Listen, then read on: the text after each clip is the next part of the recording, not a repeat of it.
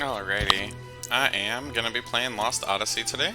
I think there was like some kind of opening video if I let it idle for a minute, so we're gonna try that first before doing anything else.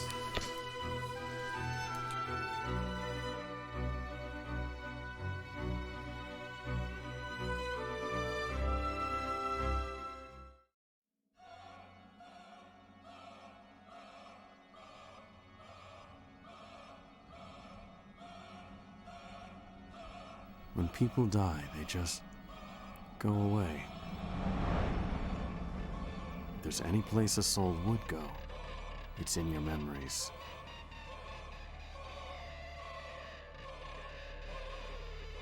People you remember are with you forever.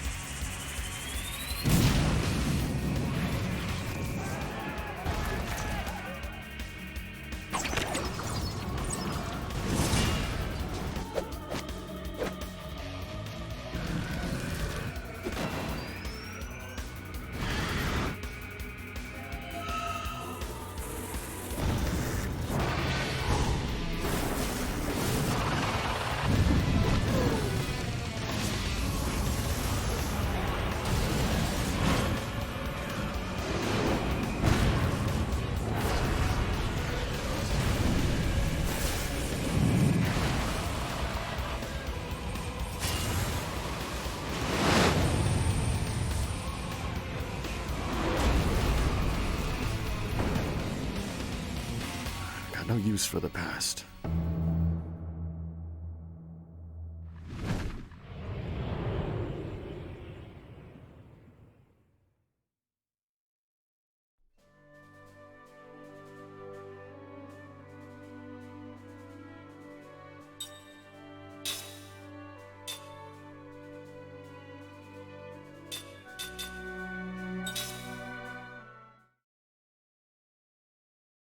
I've hacked the save file, so I'm gonna go through this first tutorial kind of battle thing, and then load my hacked file.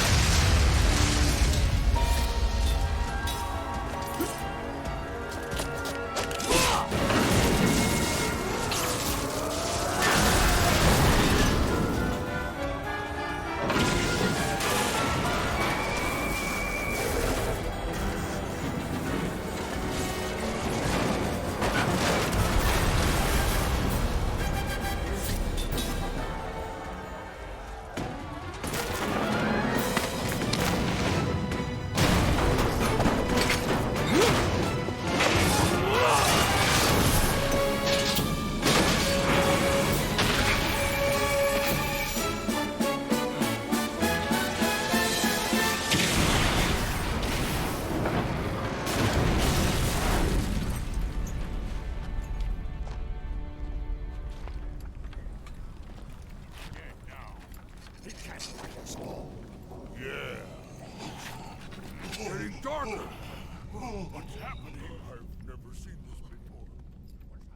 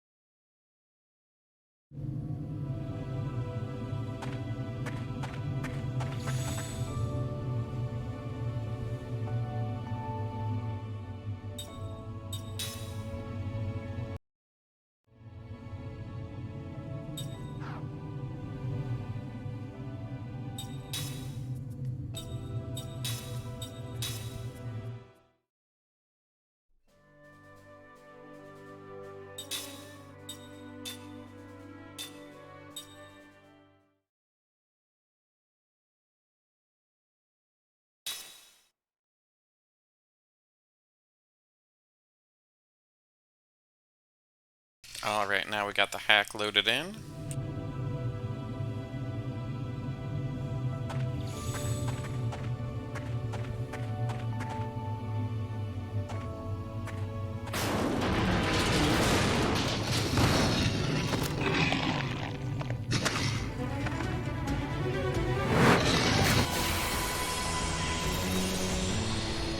No one gets in my way.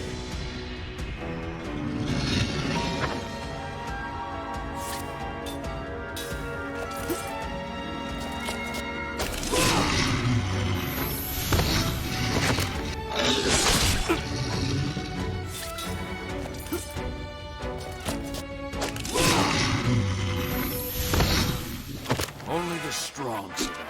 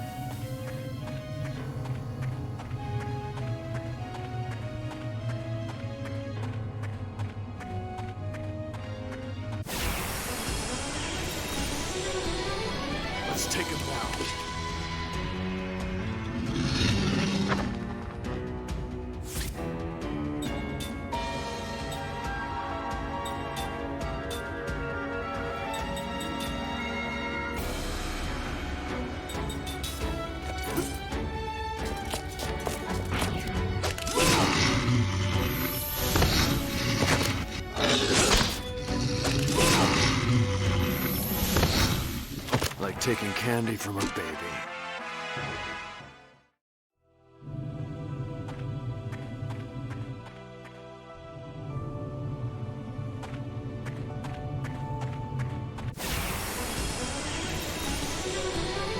Let's take him down.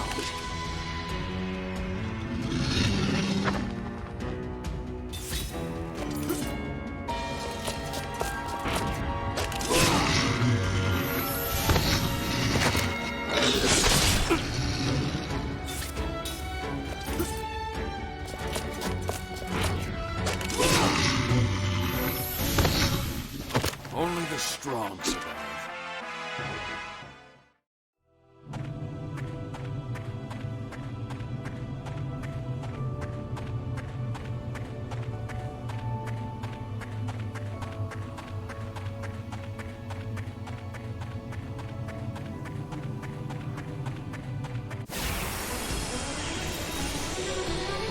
Let's take him down.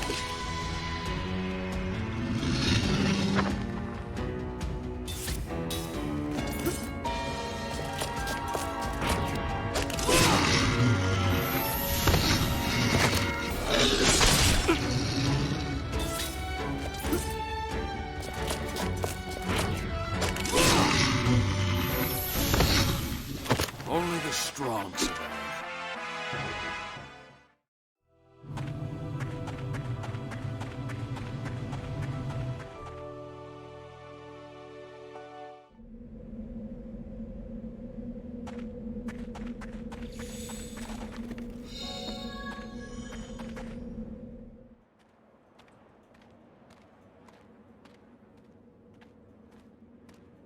See anything?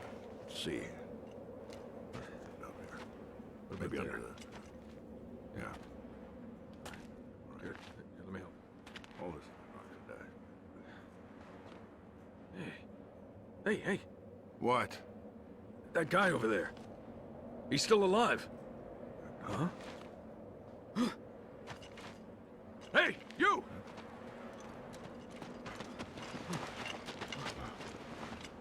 What about the others? You alone? What's your name? Your unit? Second Lieutenant Kai Marganar, Commander, 17th Platoon, Armored Magic Troopers. It's a miracle you made it. Come with me. This way. Unbelievable. One survivor. Yeah. Amazing he made it out safe. Especially in that outfit. Are they talking shit about my outfit?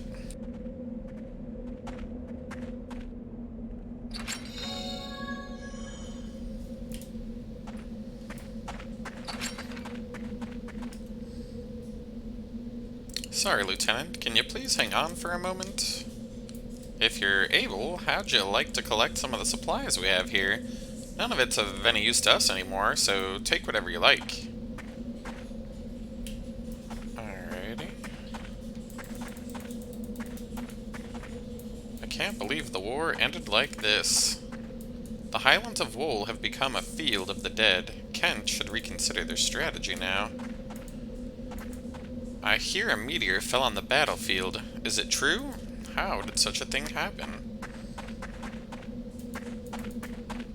I'm amazed that you made it out alive. You can take that armored car. It should be leaving very soon. As you can see, our forces were wiped out. I doubt there's anyone left alive on the Highlands.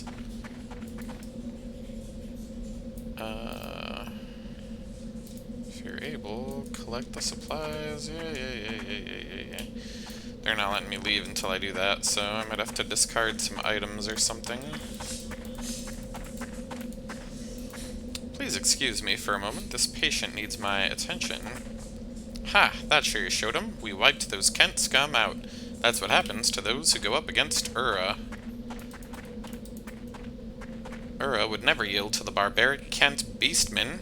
This should have been the last battle. But what does it all mean? Did we win, or did we lose? We don't want to give up, but you saw for yourself how terrible the destruction was. I don't think there's any point in a rescue operation. I'm here on orders to investigate, but it's far too dangerous to go anywhere near the meteor strike. I'm not sure what I should do.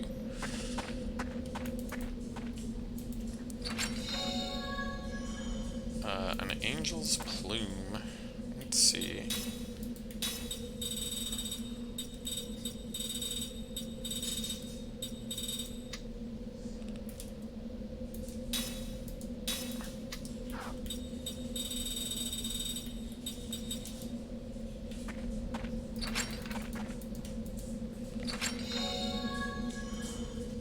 Four whetstones. View the ring assembly tutorial. Nope. Alright, maybe it'll let me leave now. Board the car. Yes, we We're do. pulling out. Let's move!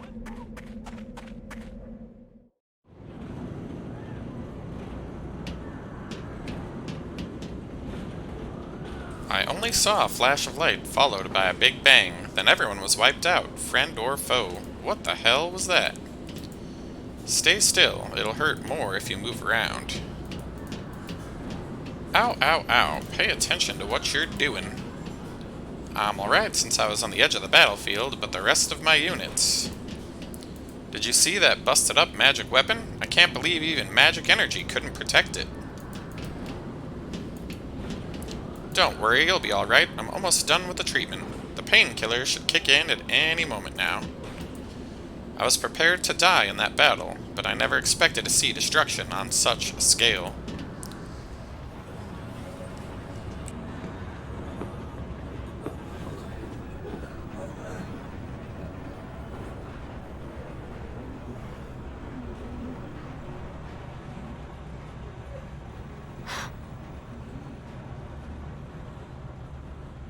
That's Officer Seth Balmore with the 43rd Magic Division. She's like you. She got out in one piece. Really? You two are walking miracles.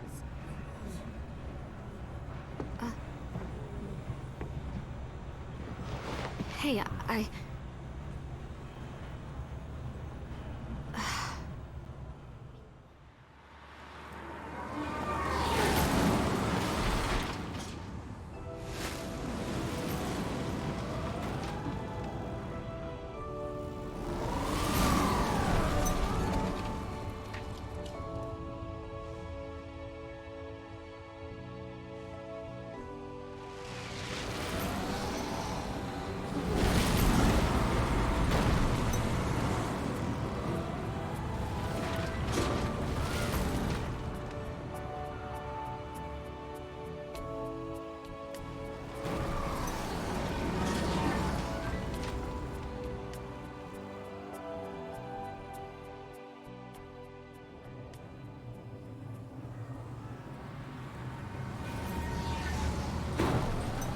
The Magic Republic of Ura.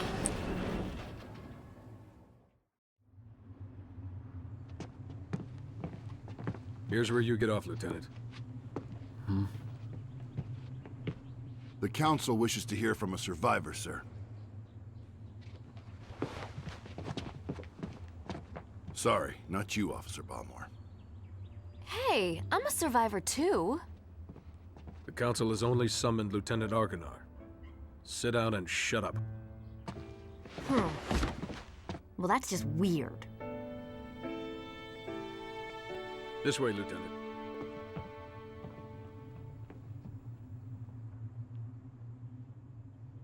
Argonar.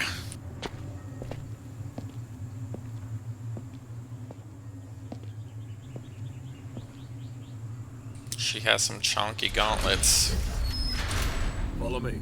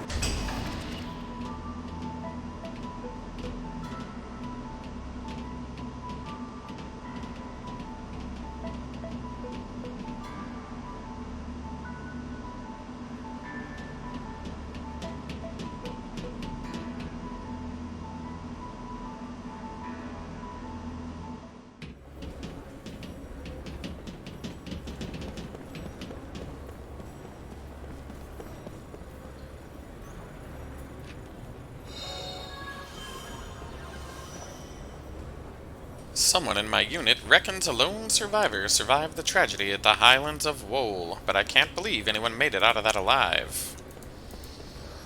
This battle has turned into our worst nightmare. Everyone was killed regardless of which side they were on.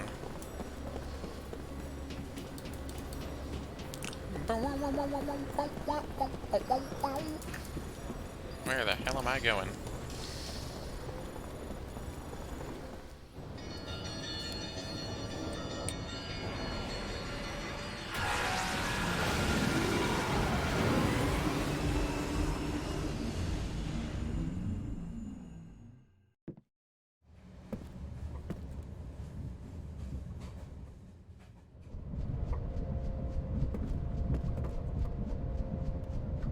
Why don't you take a break for a moment? Once we get out of the station, we have to walk the rest of the way to the council hall. Hey, you're that guy, right? The soldier that can't die. The 17th Division. That was the front line. They were smack in the middle of the Wohl Highlands. No one could have survived that meteor crash. But here you are, without a scratch. Beg your pardon, Lieutenant, but it's really strange. The few we were able to save were far from the center of impact, and even those men were seriously injured. It's hard to believe that anyone could have survived that inferno. Then don't believe it. The Council won't like that attitude. Come on, tell us. How'd you make it?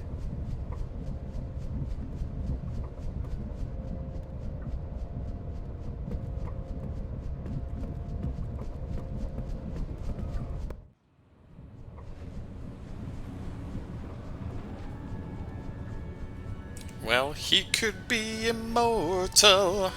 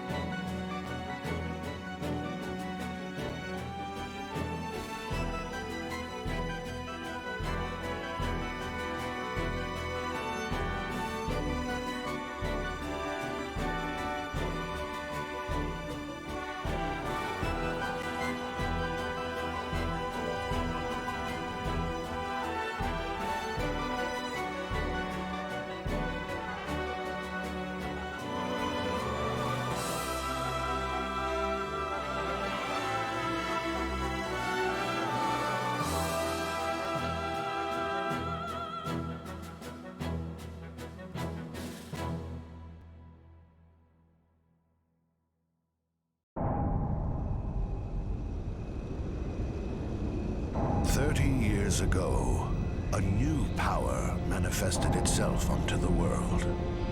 With its discovery came the magic industrial revolution. This power came to be called magic energy. Even now, there are none who can explain why this power, a power that merely lay buried within all living creatures, suddenly flourished as it did. Today, This magic energy permeates every corner of the world. It has changed the way people live, transformed the shape of industry, and has even altered the nature of war.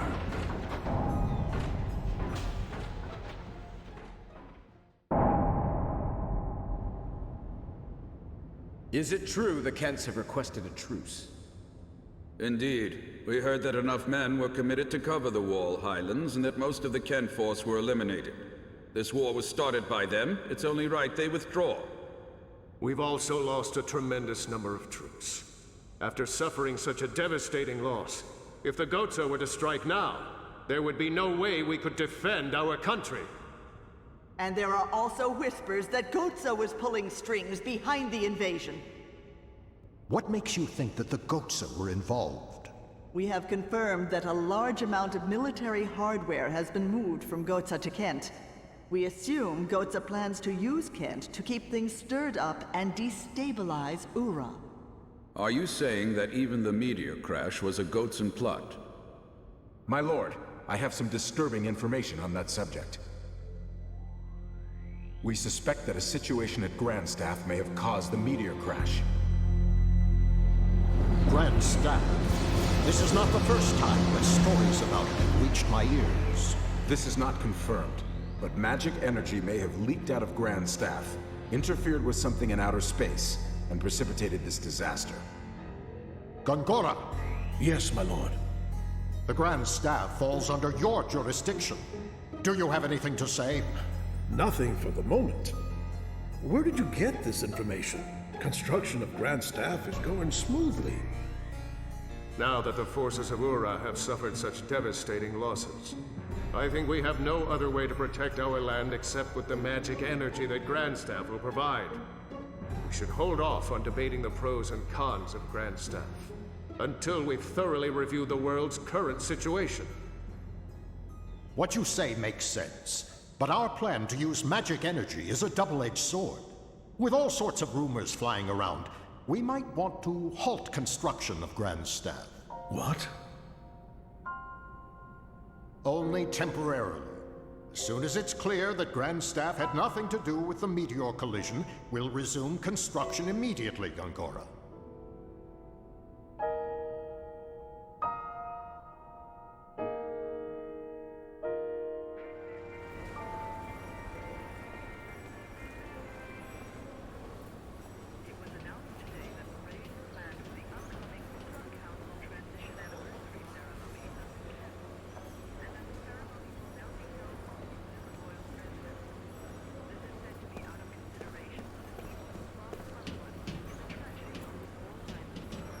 Get on the left, Lieutenant Argonar. The Council is waiting for you. Okay.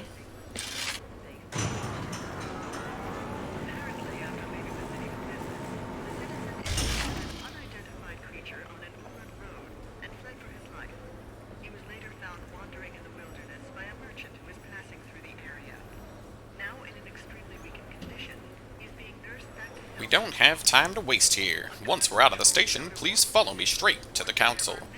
We must get moving, Lieutenant Argonar. It's quite a long way to the Council Hall.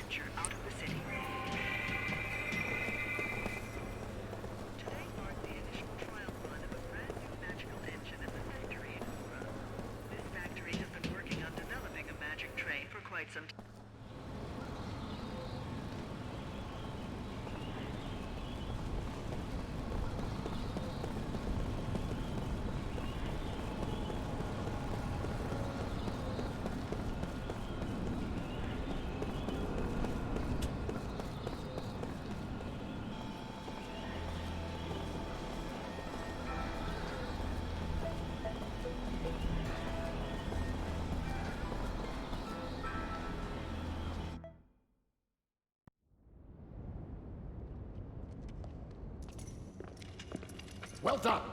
You may leave.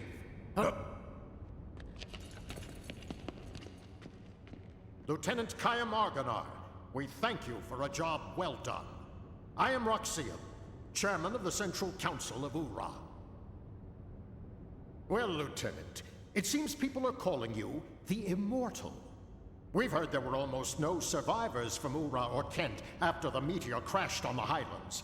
And yet, you appear to be unharmed, even though you were presumably at the precise point of impact. Tell me, how did you survive? I don't know. My lord, please allow me to explain. Fine. Speak. Thank you, my lord. Actually, this man is immortal thanks to my magic energy. He is under a spell of immortality that I conjured. I wish to know more. This immortality spell, how does it work? I don't know. What? Are you saying that you don't know about the spell cast on you? I don't remember. I recall nothing. My lord, this man has lost his memory. However, he is skilled in magic energy. So I have been studying his abilities. Then what can you tell us, Gongora? With all due respect, my lord, the spell is a curse. It is said that merely hearing it brings death near. For the safety of everyone, it is better that the spell be kept secret. Very well. Since I trust your studied opinion, I shall take your word that we should not know the spell. Death is determined by fate, and one cannot fight it.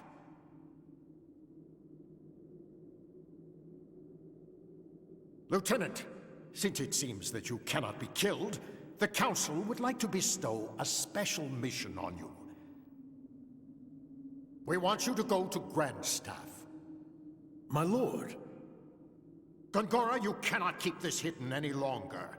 Till now, construction has been left up to you, but we've lost contact with the site. It's just that... Gongora!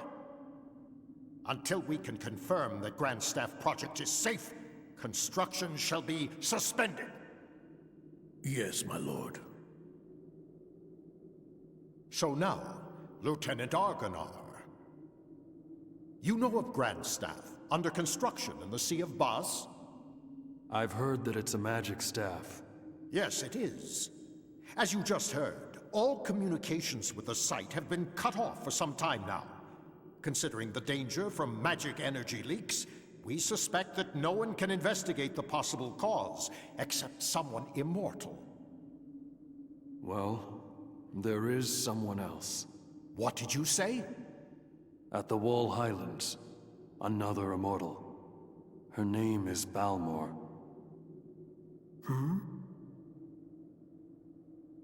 Well then, this other one shall accompany you. I shall summon her. Quickly, make the arrangements. Right away, my lord. My lord, pardon me for saying this, but I'm building Grandstaff for the sake of our nation and its people. Enough! We will await Khaim's return and report. Of course, my lord.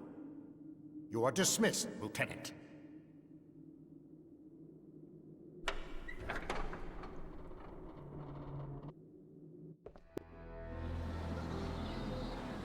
Thank you for coming, Lieutenant. I have word from Chairman Roxian that you are off duty until further official orders from the Council. There's a fine inn just along the street for you to stay and wait for your orders. We have already arranged for the Council to contact you there. You can check the location of inns and shops with the navigational map at the top right corner of the screen. You can also zoom in and out by pressing the back button. Fonse. Alright, so this orange dot is a saving dealy poo.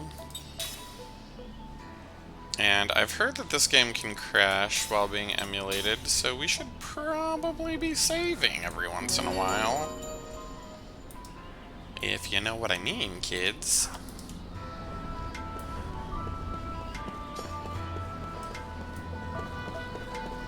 Meow.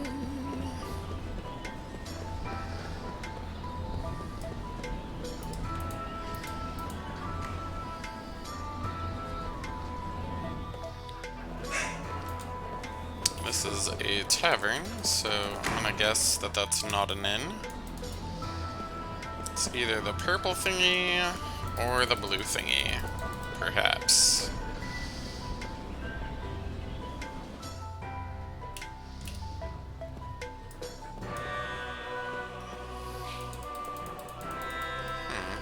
I suppose they are not open right now.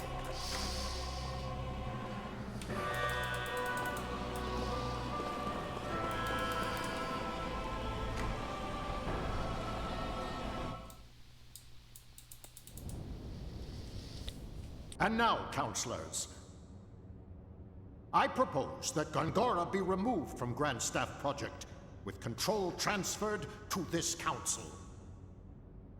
My lord. In addition, until Lieutenant Argonar completes his investigation, I propose that Gongora be confined to his residence under surveillance. Those who disagree with my proposal, raise your hands now. It appears I have no choice but to agree. I see there are no objections. It is decided.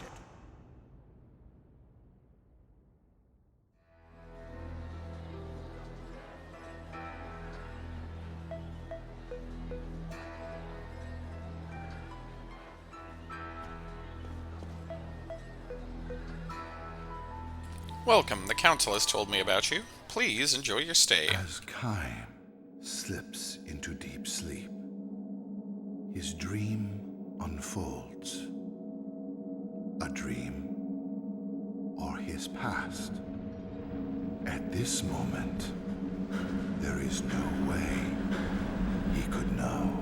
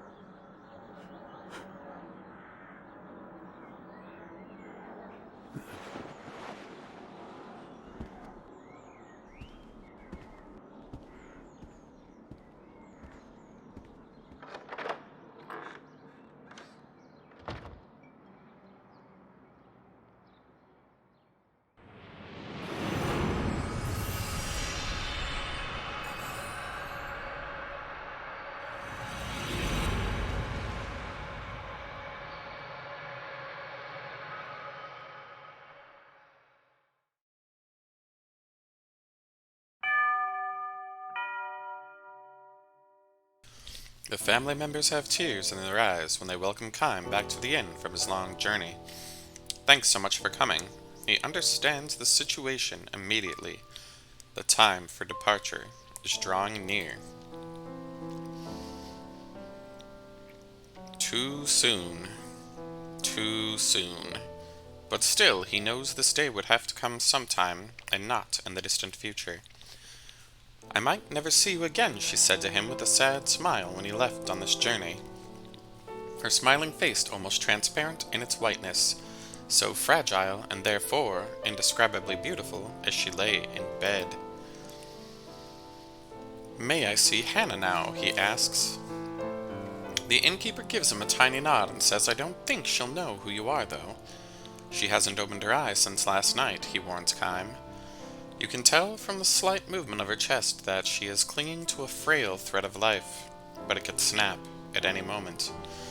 It's such a shame. I know you made a special point to come here for her. Another tear glides down the wife's cheek. Never mind. It's fine, Kaim says. He has been present at innumerable deaths, and his experience has taught him much. Death takes away the power of speech, first of all, then the ability to see. What remains alive to the very end, however, is the power to hear. Even though the person has lost consciousness, it is by no means unusual for the voices of the family to bring forth smiles or tears. Kime puts his arm around the woman's shoulder and says, "I have lots of travel stories to tell her. I've been looking forward to this my whole time on the road." Instead of smiling, the woman releases another large tear and nods to Kime. "And Hannah was so looking forward to hearing your stories." Her sobs almost drown out her words. The innkeeper says, "I wish I could urge you to rest up from your travels before you see her, but..." Kime interrupts his apologies. "Of course, I'll see her right away." There is very little time left. Hannah, the only daughter of the innkeeper and his wife, will probably breathe her last breath before the sun comes up. Kime lowers his pack to the floor and quietly opens the door to Hannah's room. Hannah was frail from birth. Far from enjoying the opportunity to travel, she rarely left the town or even the neighborhood in which she was born and raised. This child will probably not live to adulthood, the doctor told her parents. To this tiny girl with extraordinarily beautiful doll-like features, the gods had dealt an all too sad destiny. That they had allowed her to be born, the only daughter of the keepers of a small inn by the highway, was perhaps one small act of atonement for such iniquity. Hannah was unable to go anywhere, but the guests who stayed at her parents' inn would tell her stories of the countries and towns and landscapes and people that she would never know. Whenever new guests arrived at the inn, Hannah would ask them, "Where are you from? Where are you going? Can you tell me a story?" She would sit and listen to their stories with sparkling eyes, urging them on to new episodes with, "And then? And then?" When they left the inn, she would beg them, "Please come back and tell me lots and lots of stories about faraway places." She would stand there waving until the person disappeared far down the highway, give one lonely sigh, and go back to bed.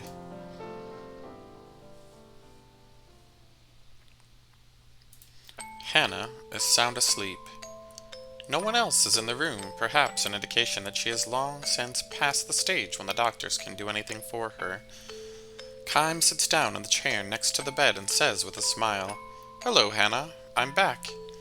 She does not respond. Her little chest, still without the swelling of a grown woman, rises and falls, almost imperceptibly. "I went far across the ocean this time," he tells her. "The ocean on the side where the sun comes up. I took a boat from the harbor, way far beyond the mountains you can see from this window. And I was on the sea from the time the moon was perfectly round till it got smaller and then bigger until it was full again.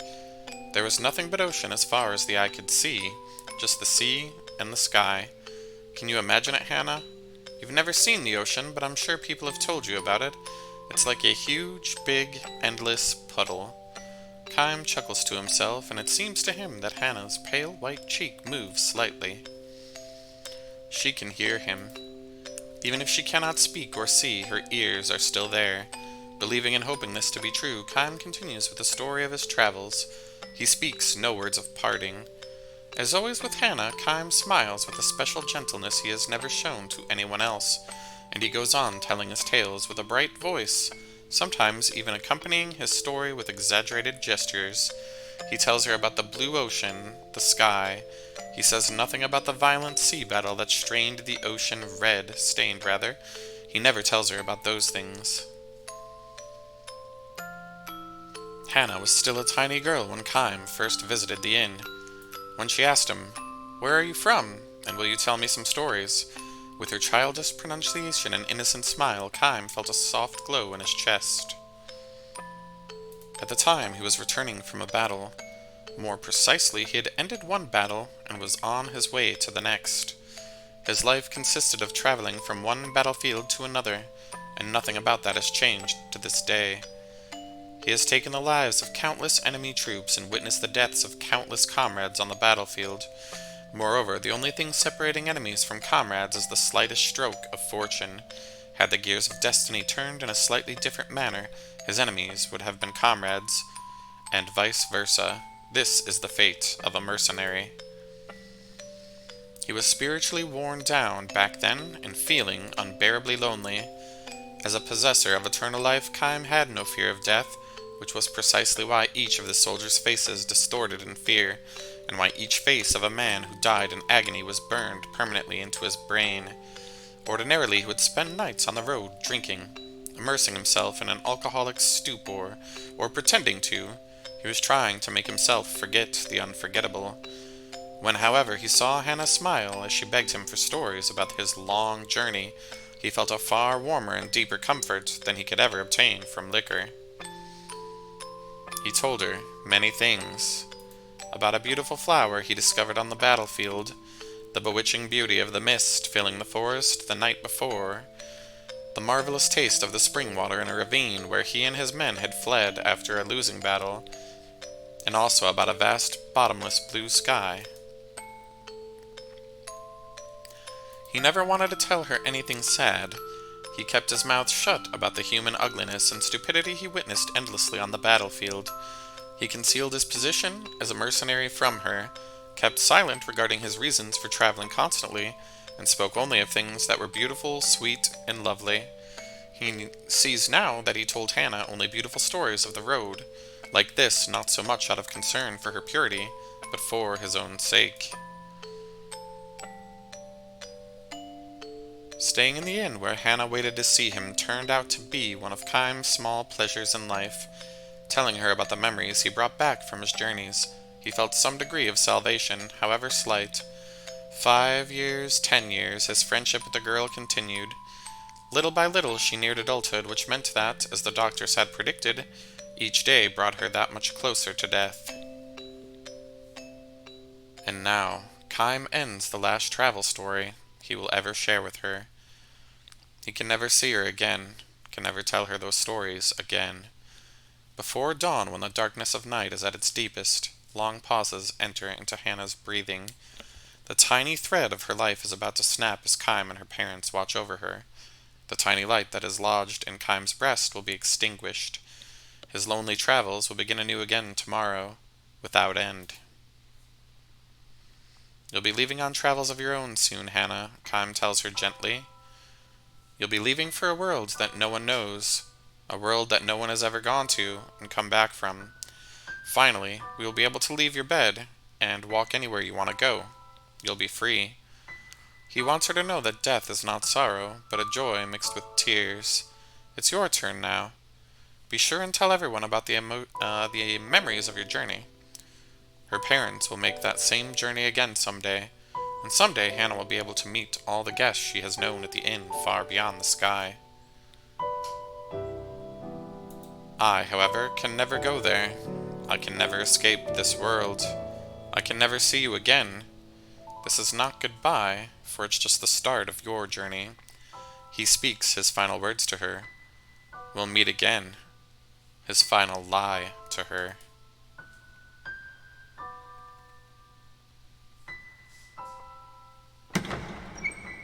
Hannah makes her departure. Her face is transfused with a tranquil smile as if she had just said, "See you soon." Her eyes will never open again, and a single tear glides slowly down her cheek.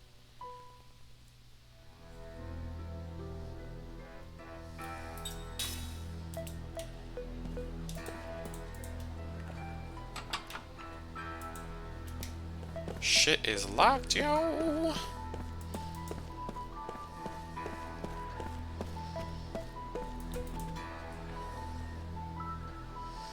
Did you sleep well? No messages for you yet, I'm afraid. We'll hold any messages that come for you here, so please don't hesitate to take a stroll outside. I'm sure you'd like to forget the horrors of the battlefield. By the way, feel free to use any of the items that you find here. They're compliments of the house.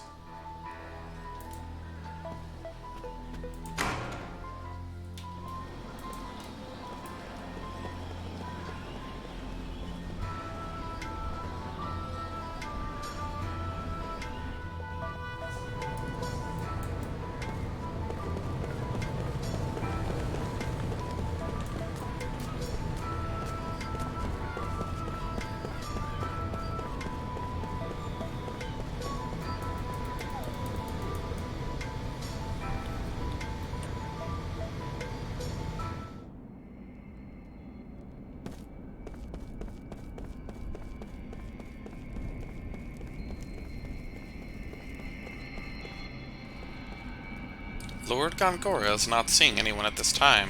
Between you and me, none of his servants are searching for you right now. By direct orders from the Council, no one is allowed to see Lord Gongora, give up and go away. Alrighty, maybe we just have to stay the night at the inn again.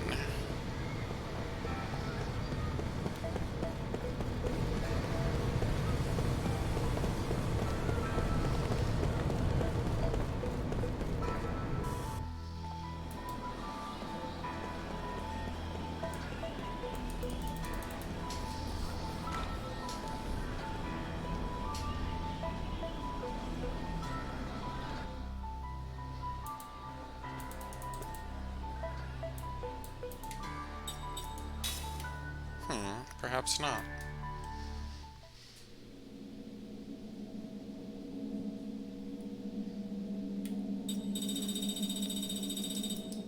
Looks like we don't have any other dreams to read at this point in the game, so we'll see whatever it is we can do to move the game forward.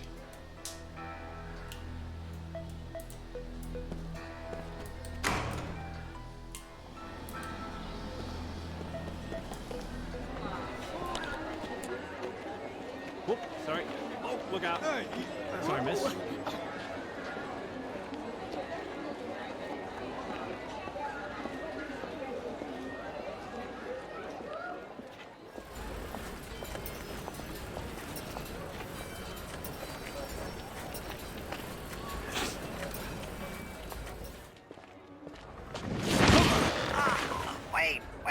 Wait, let go! My throat!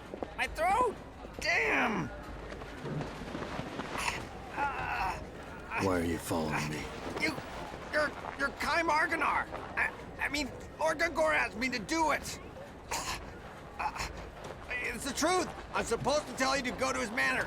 He has something important to tell you. You are?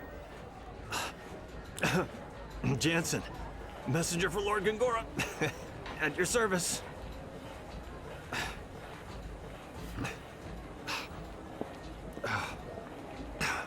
Man, what an attitude. Jeez whiz.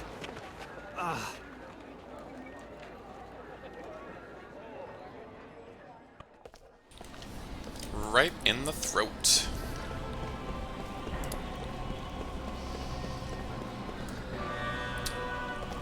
Easygoing Malice says, "Have you heard about this? A connection of mine in the council told me Councilman Gongora has been confined to his private estate. Could it be true? So the soldiers in front of his house aren't protecting him, but rather keeping him there. They really want me to know that he's been confined. They've forcibly mentioned it to me 3 times within a short period of time. Perhaps that is the game's way of telling us not to trust this particular character for some horrible, dark reason."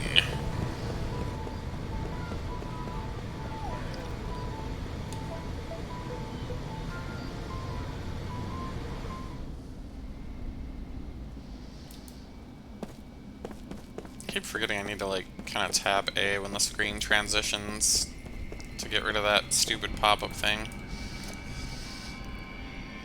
"Lord Tolton is currently visiting. You must wait a little longer," saith one of the guards.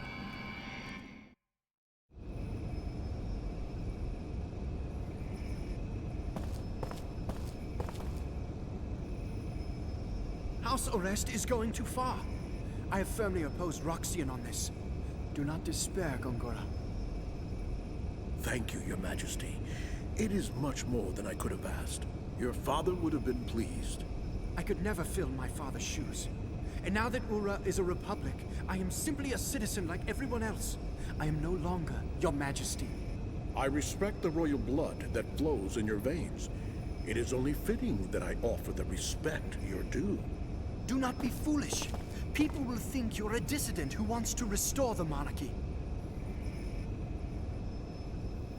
I'm truly happy that you have come to see me. You've always been so kind. You taught me the rudiments of magic. I cannot help but be kind to you in return. I cannot understand Roxian. I believe he intends to stop work on Grand Staff. It makes me angry, Gongora. Our entire nation has benefited from magic energy, yet he does not understand the significance of Grand Staff.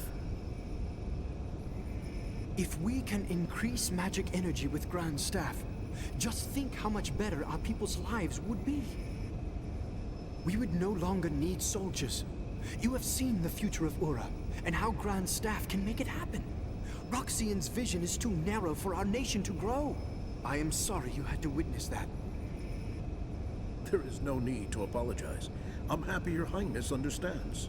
But even if they stop Grand Staff, we could develop a newer and far better magic engine. Please let me know what you need, Gongora. I can help you. I am unworthy, Your Highness.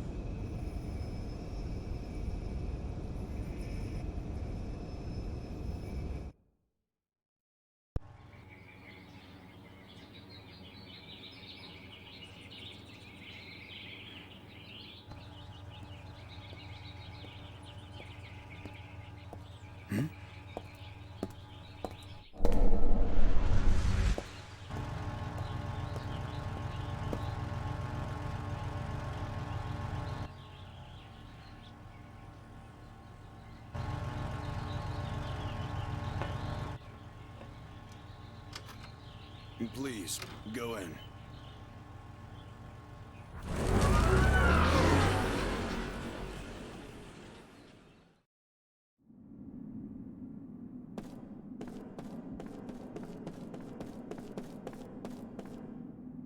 You will find Lord Gongora in the study as always. Go through this door and take the lift.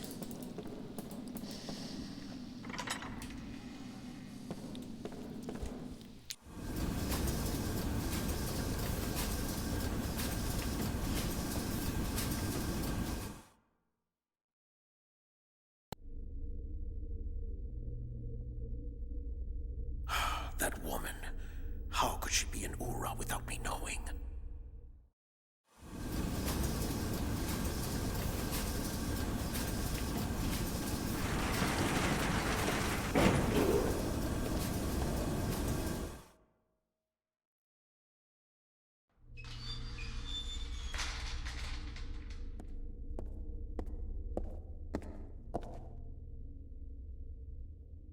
Good, you're here.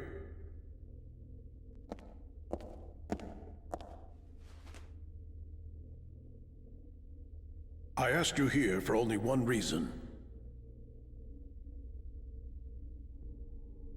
Hold on. What is it? Oh no. Great, here he comes. Hey, whoa, hey! Hey, you are really short-tempered. Hey, I don't have a sword, okay? Easy. Why are you here? I told you, I'm just a messenger.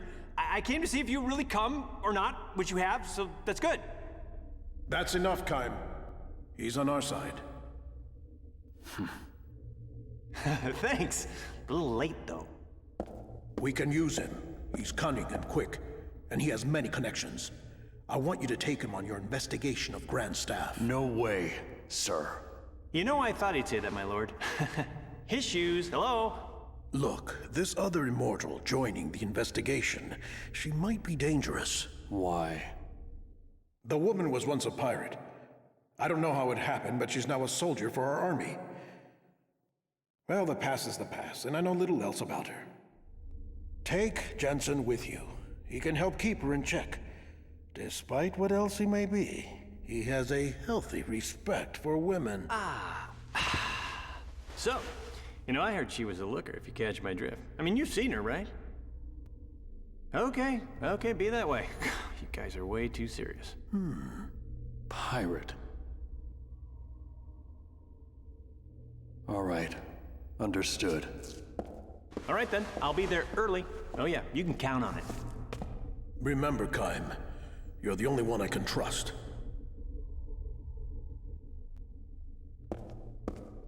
I can't leave here for a while. The Grand Staff is my life's work. So if something is wrong, I want you, with your immortal powers, to find out what it is. Understood? You'll be briefed later. You should go now. I'll be right behind you. Oh, he's gonna be fun to work with. This is for your trouble. Wow, nice. You know, my lord, I've been thinking, working with this guy, it's like playing with fire. I mean, did you see his eyes? I mean, that's creepy.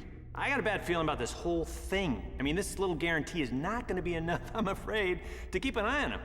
You're gonna have to give me a little bit more, you know what I'm saying? You're already under a magic contract. Don't get greedy. Wow! Whoa, hey, okay, that's some serious mojo, buddy. Easy, easy. Is your fee still unsatisfactory? Okay, not funny. I'm not laughing, okay? I didn't stick my neck out for this, okay? Jeez, everyone's a pain in the ass. I'm taking a bath.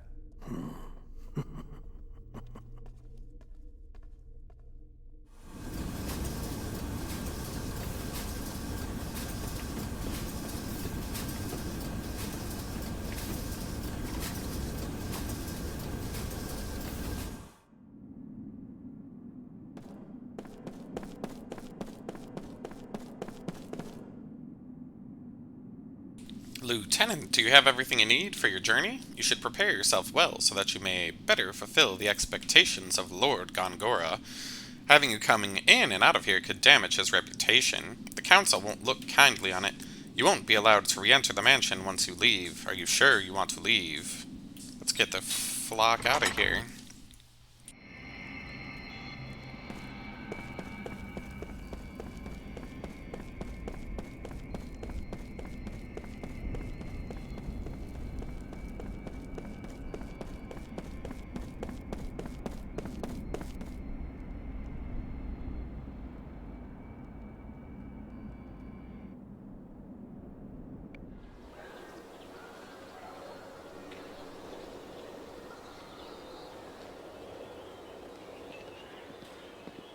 Hey! I've been looking everywhere for you. I heard about the Grand Staff investigation. Looks like we both got the short end of the stick. It's not enough that we just keep surviving, eh?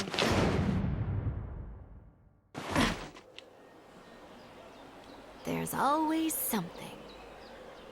So, what did you learn in the council? Nothing to do with you. Oh, really? Say, haven't we met somewhere before? Ugh. Nothing to worry about if you can't remember. Neither can I. You too, huh? I can't recall a thing. All I know is that my name seems to be Seth Balmore. People say I used to be a pirate. Isn't it strange that both of us lost our memory and are immortal? Maybe we met a long time ago. I sort of get that feeling when I look at you.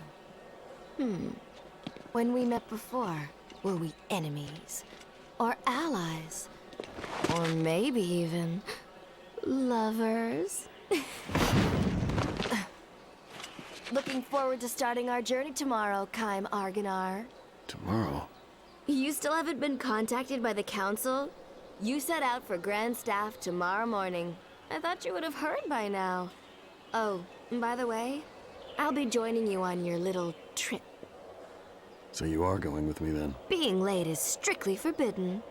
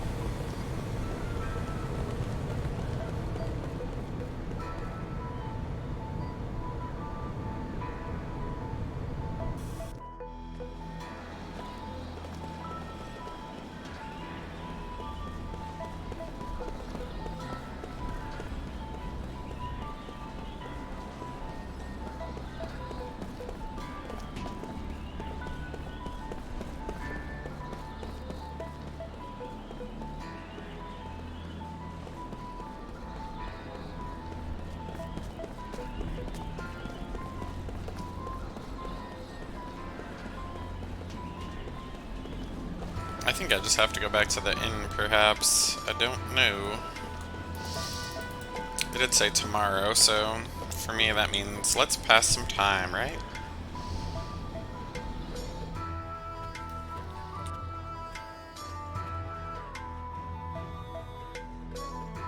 Welcome back. I received a message from the Council earlier. You are to report to the Great Gate for your next mission. If you head to the station, you can either take the monorail or pick up a taxi to the Great Gate. Make sure you're careful out there. Alrighty. The Great Gate. Where is such a place?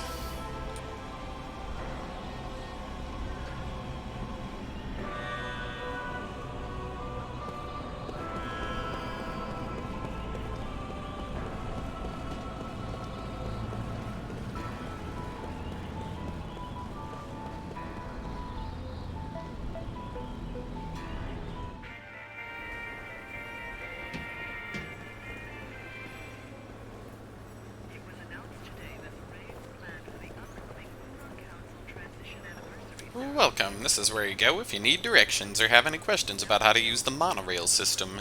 We also handle PA system announcements, monorail status reports, and lost and found services here. Let me know if you need anything. Where's the Great Gate, mate?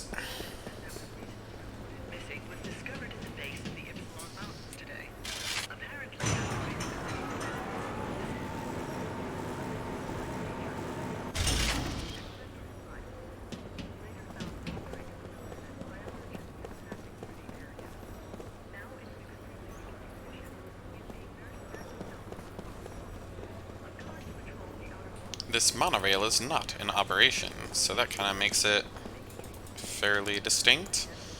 Thank you for riding the monorail. We are headed towards the Great Gate. Sounds good to me.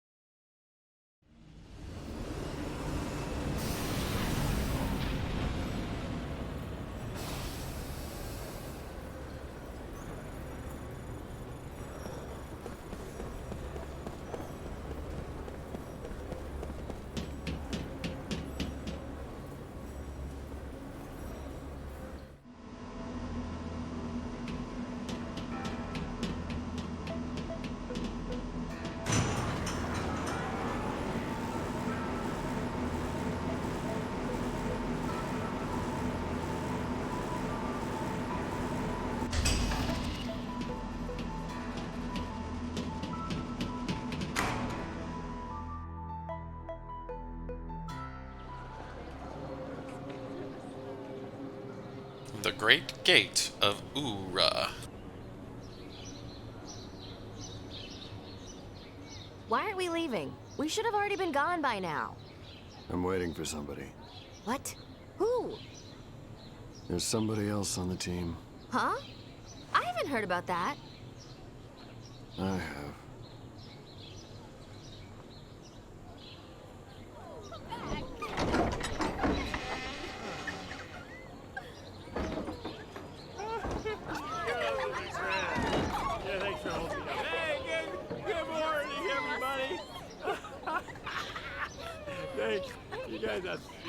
What the? This is the other guy? Yeah. Whoa, baby. What a woman. I can't believe my luck. Reeks of booze. Why are you late? Can't you tell? A man's got to do certain things before leaving on a mission like this, and I knew what I had to do. Jerk. Thank you, my lovely. Do or die Johnson is now off to meet certain death. I miss you. Oh, Jensen, come back to us. We still have that bottle Oh, that is for you. so sweet. I know. Oh, don't say that. That's so nice. Hey, oh, you girls, I'm already missing you. Hey, can I have just 15 more minutes? I need 15 for her, and her. That's 45 minutes. That's all I'm asking. Like we would wait for you, you worthless drunk. That hurt. You poor things. I think I You know was what? very good. You're free to go. Hey, Thanks for bringing him to us. Well, thank you. You're such a doll. You come and play with us next time, honey. More than Hey, that. don't touch me. Get out of here. Shoo! Oh, that's not very nice. Okay, bye-bye, girls. Don't cry. I'll be back. Don't worry. Okay. Bye again. Great. Just what we need. More useless baggage. Hey, that's not nice. I ain't gonna come in real handy. You know, you can count on it. Oh, hey. Who's counting on what? Ow. Hey.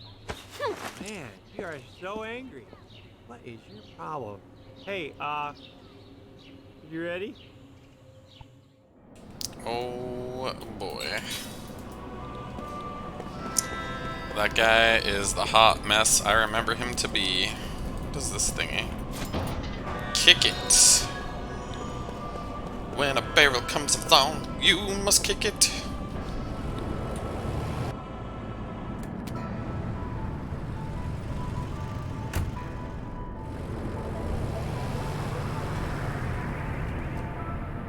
Well, well, this is quite rare, running into travelers in a place like this.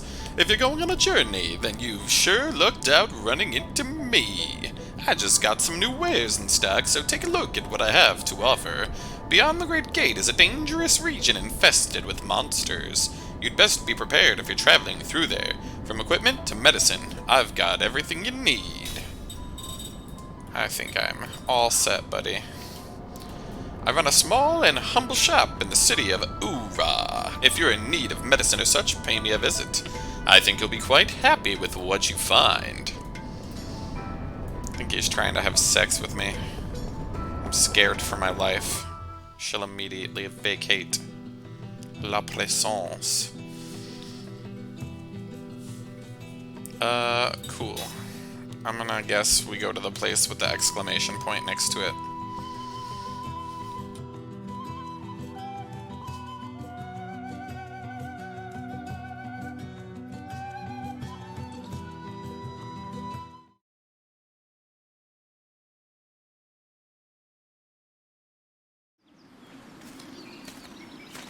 The Ypsilon Mountains.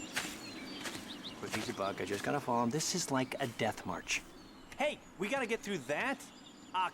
There's no road. Pull yourself together. If this is all it takes to wear you out, we're in trouble. Yeah, well, I don't wear out in bed.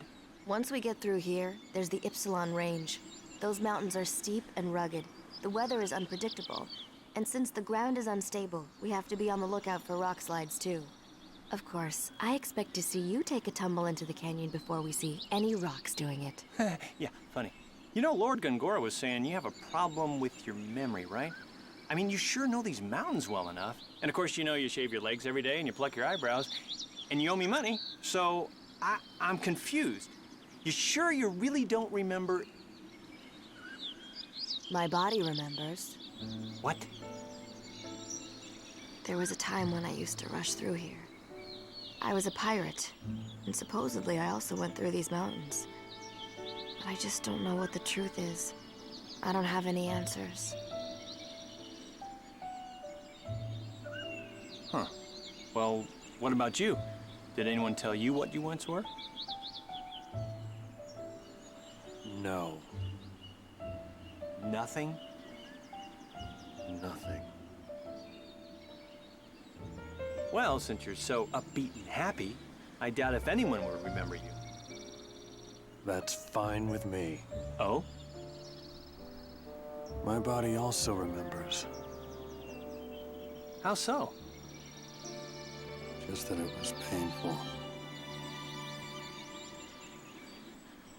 If I happen to remember, and my past didn't amount to much, then I think it's probably better to have never remembered. Oh yeah, that's smart. Kaim, there's no need to rush it. Your memories will come back gradually. And they're not all bad. What? No breaks? You just had one. Yeah, how about some water? A little fruit? How about a foot massage? My feet don't stink. Kaim, you up for that? Hello? Oh man, that guy's a ding-dong. Let us save before. Emulation is unstable sometimes.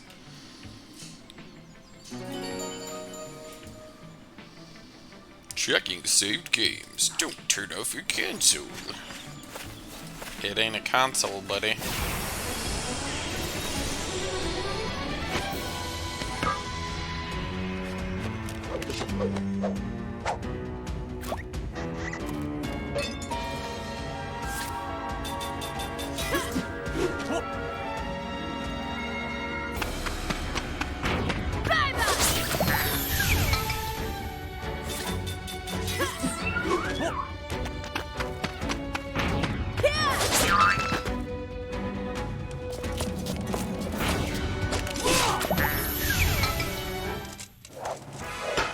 What a waste of time.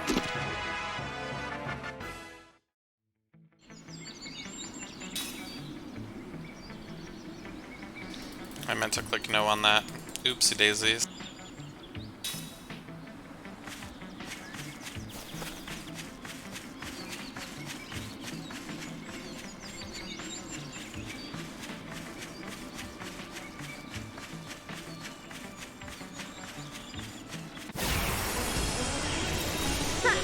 Not too smart, eh?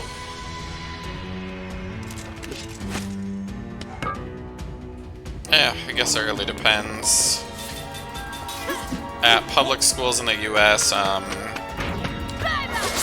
the kids with disabilities will go to the same schools oftentimes, but they'll be sent to other classes with special ed teachers that are more well-equipped to suit the learning disabilities that such people have in that particular circumstance.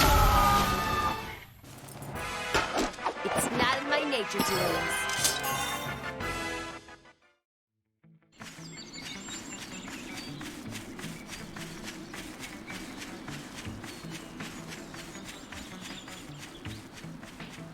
Seems kind of punishing to me to have kids not be able to interact with the other kids. But unfortunately, sometimes there are bullies too that treat the kids that are different unwell, so I could see both schools of thought, I guess.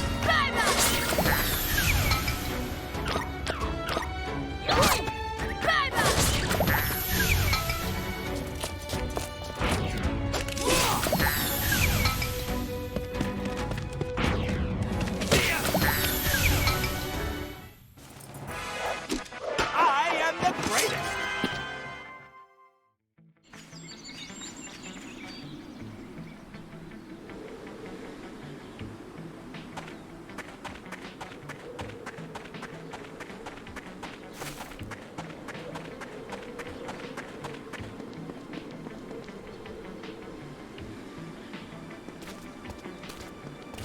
In our country, doctors. Hey, I want to ask a favor. I'm just gonna ask this once, okay? Will you listen? All right already. What do you want?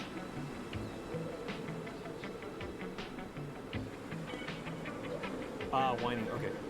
Is that all you can say? Can't we just rest in that hut over there? All you do is complain, complain, complain. I'm not like you two. I'm a normal human being. What should we do? All right, let's rest. Thank you.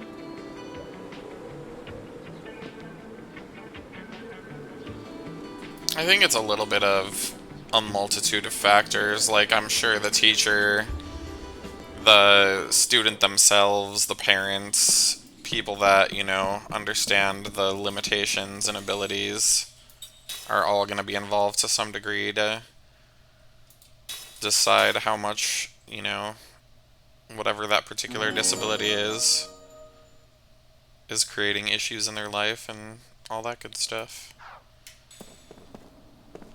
When people want to be pushed harder, they can find out varying degrees of ways to be pushed harder. Anyways, Seth says, the road to the peak lies beyond the door. I guess it's getting late though. How about we call it a night? Baby. Oh. Hey, there's a bed. Let's stay. Okay.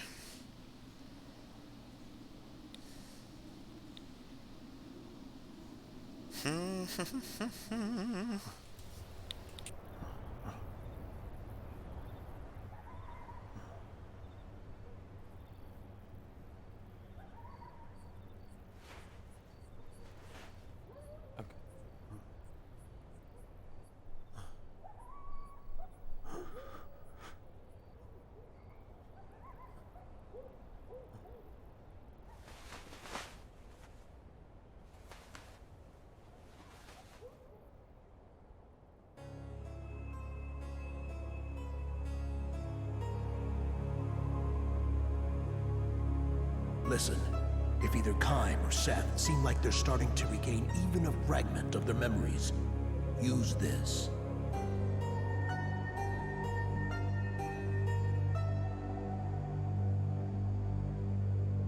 What is it?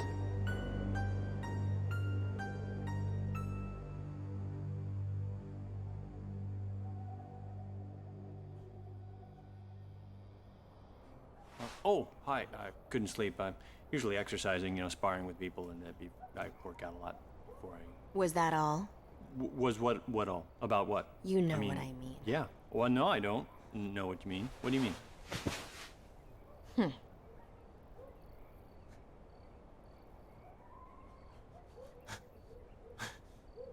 Got some wacky glitches. But I'd rather have the upscale. Without all the filters and stuff that I turned on, this does not look as good.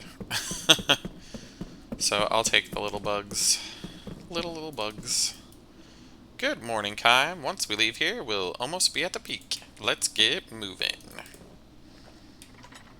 Or do I go through the other side of the house? Let's see. I don't know, this looks new enough. Let's go.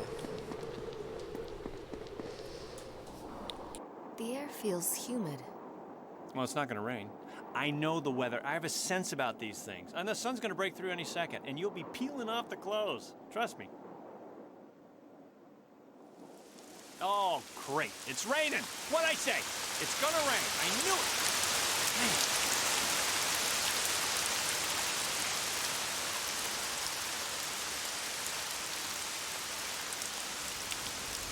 That rain sounds really good in my headphones.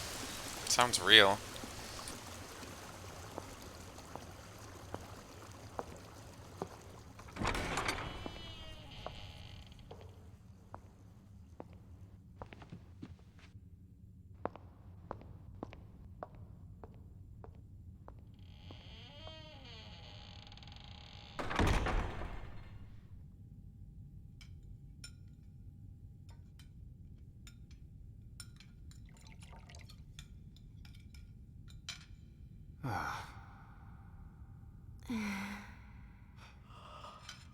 You're dismissed.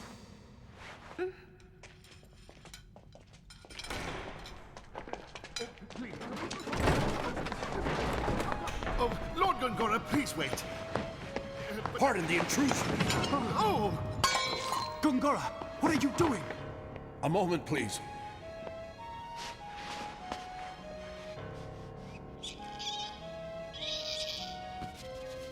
What is going on, Gongora? Answer me! The Council has placed you under house arrest! Behold.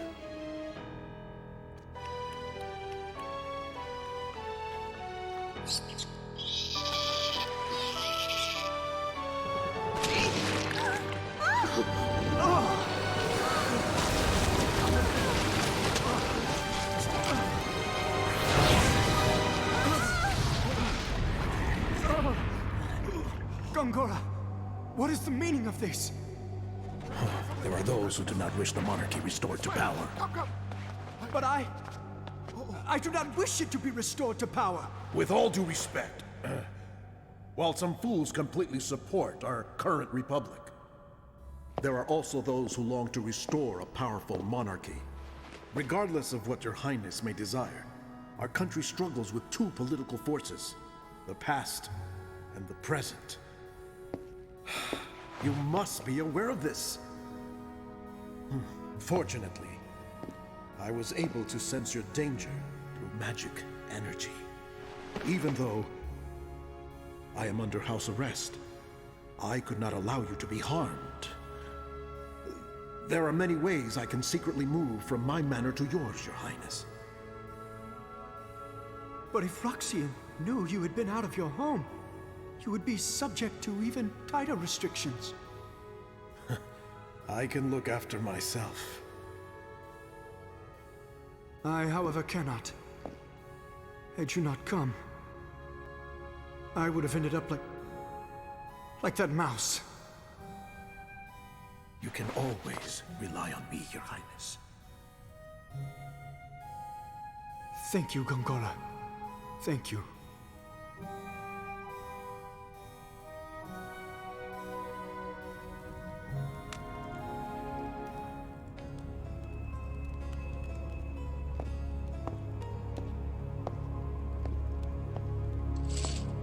Well done. We'll have to push him harder. I'll be in touch when the time comes.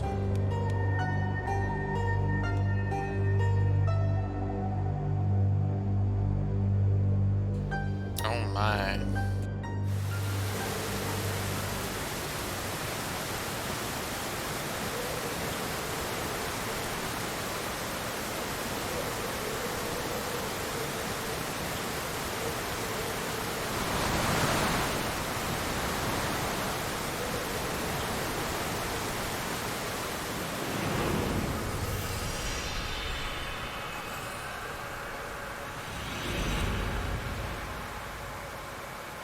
A dream has been revealed, and I shall read it.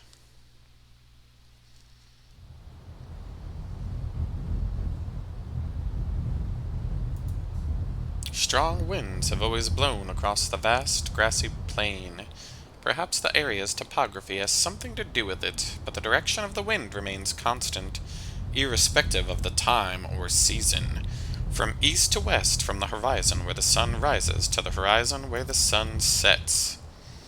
Swept by the unceasing winds, the misshapen trunks and branches of shrubs all incline to the west. Tall grasses do not grow here, and the grasses that do grow all lie flat on the ground, bending westward. Caravans and herding folk traverse the single road that crosses the plain. They do not come and go, they only go, moving from east to west, using the wind at their backs to gain distance. Travelers headed east to west always use the circuitous route that snakes around the southern mountains. It is much further that way, but much faster than crossing the plain head-on into the wind. The road across the plain is called the wind stream. Just as the flow of a great river never changes direction, the footsteps of those who use the road have not changed direction since the distant past, nor are they likely to change far into the distant future, from east to west. Human shapes that appear from the horizon where the sun rises disappear over the horizon where the sun sets. They never pass oncoming travelers, with only the rarest of exceptions. The first time she passed Kime on the wind stream, the girl was just an infant. "So was my grandmother alive then?" she asks. In response to the girl's untroubled question, Kime smiles and answers, "She was. And I remember what a nice old lady that she was, too." Looking back down the road, the girl points toward the line of hills fading off into the distance. "My grandmother crossed 7 hills on her journey." Is 7 a lot? Yes, and Grandma lived a long time. Most people end their journeys after 5 hills. The people they leave behind build a little grave where they end their journey, and then they keep traveling. The girl points down at the ground where she is standing. "This is as far as I've come," she says with a proud, happy smile. The religion of the girl and her family professes a pious belief that if they devote their lives to walking eastward against the flow of the wind stream, they will arrive at the easternmost source of the stream itself. People call believers in that religion the Upstreamers. The word carries a hint of fear and sadness, but also a trace of contempt and scorn. The Upstreamers are devoid of worldly desires. They live their lives for no greater purpose than traveling eastward on foot. They are free of doubt. They give birth to the children en route, and they continue their journey while raising their own children. When they age and their strength gives out, their journey ends, but their family's journey continues. From child to great-grandchild, the belief is carried on. The journey of this girl's family was begun by her late grandmother, who began walking from the Windstream's western verge with her son, who was then the age the girl is now. The Upstreamers do not walk for the entire year, of course. During the season, when the winds are especially strong, from late autumn to early spring, they take up residence in various post towns scattered along the road and earn day wages by performing tasks that the townsfolk themselves refuse to do. Some Upstreamers choose to stay in the towns, while others conversely take townspeople with them when they return to the road in the spring. These are people with whom they have fallen in love with during the long winter, or boys who dream of travel, or grown-ups who have tired of town life. Such are the reasons the townsfolk look upon the Upstreamers with complicated gazes. The little girl's mother was one of those who joined the journey midway, and the girl herself, some years from now, might fall in love with someone in a post town somewhere else. She might choose to live in the town, or she could, just as well, invite her lover to join her on the road. She has no idea at this point what lies in store for her. The girl's father calls out to her, "It's time to go." Their brief rest is over. She seems sorry to leave and stands up reluctantly. "Too bad," she says. "I wish we could have spoken more, but we have to get to the next town by the time the snows start." Constantly exposed to headwinds, her cheeks are red and cracked, her lips chapped, but her smile is wonderful as she wishes Kym a safe journey. It is the serene smile of one who believes completely in the purpose of her life, without the slightest doubt. "Will I see you again somewhere?" she asks. "Probably." Kym answers, smiling back at her, but he can never match that smile of hers. He is now in the midst of a journey that will take him beyond the western end of the Windstream. He heads to the battlefield as a mercenary. And by the time the western battle is over, a new battle will have begun in the east. It'll be a long, cruel journey with nothing to believe in. When he meets the girl again along the way, Kym's smile will have taken on even more shadows than it has now. Perhaps as a parting gift of sorts, the girl sings a few short lines for him. "This wind, where does it blow from? Where does it start its journey here? Does it come from where life begins, or does it begin where life ends?" "Goodbye, then," the girl says, trudging on one labored step at a time, hair streaming in the headwind. 10 long years have flowed by when Kym next meets the girl. It is spring, when the grassland is dotted with lovely white flowers. She has become the wife of a young man who does tailoring and shoe repair in one of the post towns. "This is my 3rd spring here," she says, patting her swollen belly fondly. "In a few days she will give birth to a child. She will become a mother." "And your parents?" Kym asks. She shrugs and glances eastward. "They are continuing their journey. I am the only one who stayed on here." Kym does not ask why she has done this. Continuing the journey is one way to live, and staying in a town is another. Neither can be judged to be more content or correct than the other. The only answer for the girl can be seen in her smiling face.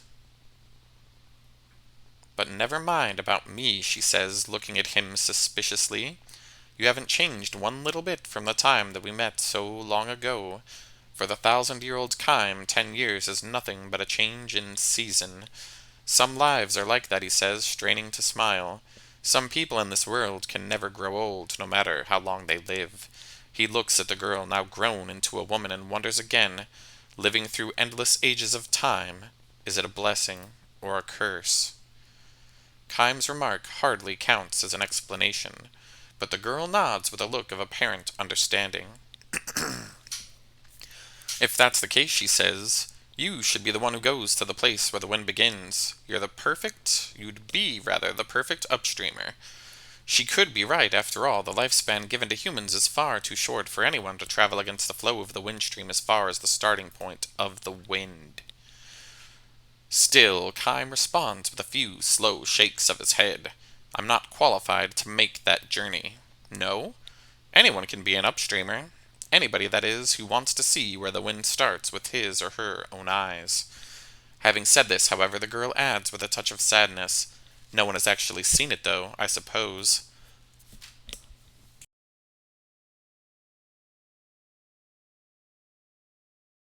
The place where the wind begins. That place is nowhere at all, even if after a long journey one were to arrive at the eastern end of the wind stream. The wind would be blowing there too, and not just an east wind, west wind, north wind, or south. Winds without limit, without end. Human beings who cannot live forever, daring to take a journey without end. This might be the ultimate tragedy, but it could just as well be the ultimate comedy. Kime knows one thing for certain, however. One cannot simply dismiss it as an exercise in futility.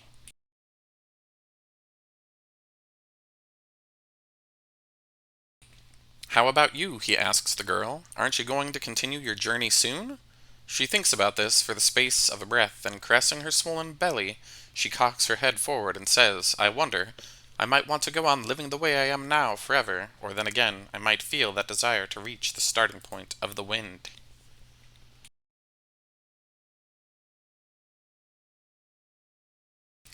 All the upstreamers without exception say that you can never know what might trigger a return to the journey. One day, without warning, you slough off the entire town life and start walking. It is not always a matter of running into an upstreamer and being lured back into the road. Plenty of people set out on their own, all of a sudden. The teachings of the upstreamers say that all human beings harbor a desire for endless travel. They probably are not aware of the desire because it is stashed away so far down in the breast that it is deeper than a memory. The instant something brings it to the surface, a person becomes an upstreamer.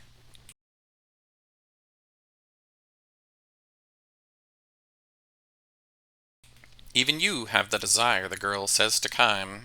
I wonder. It's true, she says, there's no question. The look in her eyes is as straight on and free of doubt as it was the last time he met her. Fixing him with that look, she points to her own chest. I haven't completely lost it myself, but I'm sure you're happy with your present life. Of course I am. Do you really think the day will come that you will want to set out on the journey, even if it means giving up your current happiness? Instead of answering, she gives him a gentle smile.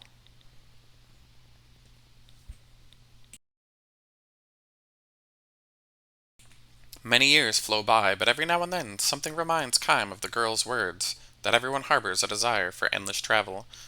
For Kime, living itself is a journey without end. In the course of his journey, he has witnessed countless deaths, and he has also witnessed countless births. Human life is all too short, too weak, and too fleeting. Yet, the more he dwells upon its evanescence, the more he heals, inexplicably, that such words as eternal and perpetual apply more properly to life, finite as it is, than to anything else.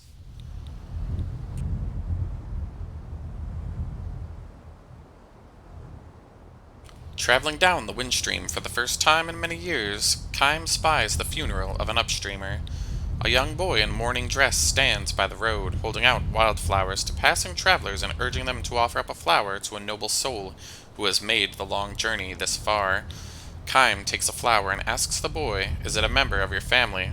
Yes, my grandmother. The boy nods, his face the image of one Kime knew so long ago. The old woman lying in her coffin must be the girl. Kime is sure of it. Grandma traveled a long, long time ago. She brought my daddy with her when he was just a little boy. See that hill over there? She started walking from way beyond it, and she got all the way over here. So the girl must have set out on her journey after all. Turning her back on the town life, leading her child by the hand, she trod her way along the endless journey. Her wish to aim for the place where the wind begins would be passed on to her child, her grandchild, and on through the succeeding generations. To head for a land one could never hope to reach, and to do so generation after generation. This is another kind of endless journey. Is it a tragedy? A comedy? Perhaps the serene smile on the face of the old woman in the coffin is the answer. Kime lies the flower at her feet as an offering. The family members who have traveled with her join together in a song for the departed. This wind, where does it blow from? Where does it start its journey here? Does it come from where life begins, or does it begin where life ends? The wind blows. It sweeps across the vast grassland. Kime takes one long, slow step towards his destination. Have a good trip, calls the boy. Red and cracked as the girl's were so long ago, his cheeks soften in a smile. as he waves to the departing traveler.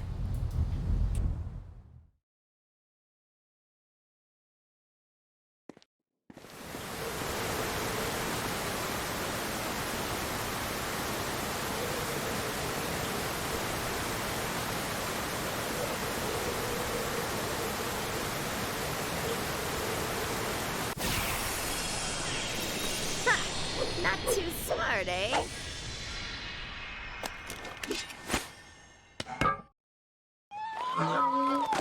Oof, audio glitches.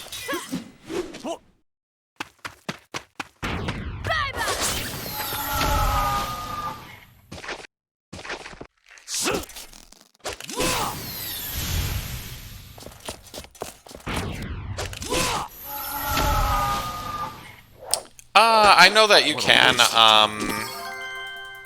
push buttons to make the attacks more effective, but I hacked the save file, so essentially I'm just gonna be ridiculously overpowered the whole run. I tried playing this game a long time ago and never finished it. I don't really know why. I think I just thought it was kind of grindy or something, so when I got this in my emulator working today, I was like, you know, I'm gonna play this the lazy way. So I have all the the ultimate weapons and accessories, and all the skills are maxed for every single person, so I'll probably be fine. Oh yeah! Let's get it on!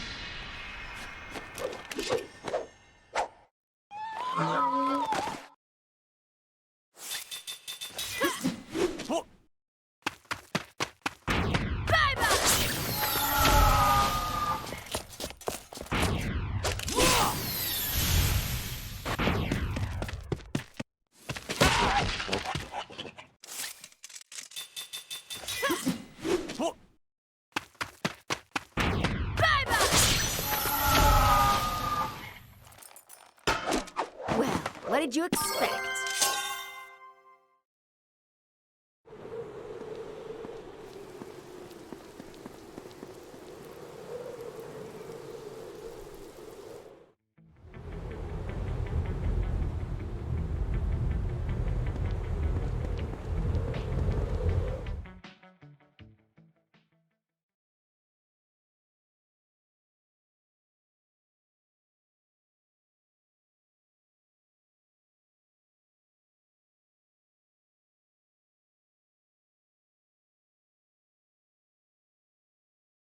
Ugh, that's nasty. Cover your mouth. I'm freezing here. Whoa, what a view. Another audio glitch, I guess. Wow, what is that thing? It's the Grand Staff. Oh, that Grand Staff. That light has got to be magic energy. The staff must be leaking. I've seen that. I've seen that somewhere before. Seen it? Where?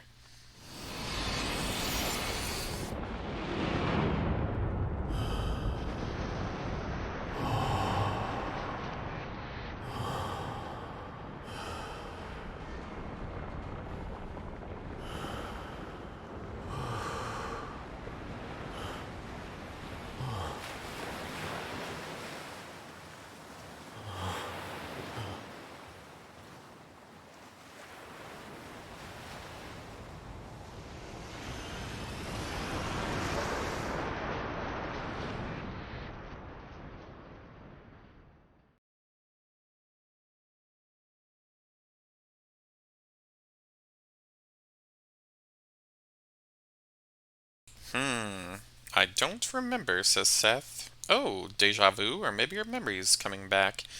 No, no, no. Maybe you've forgotten. What? Well, excuse me for being helpful. You're such a pain. Okay, fine. Look at the view. I'm gonna go ahead and fix everything. You just talk amongst yourselves. You've really seen this before?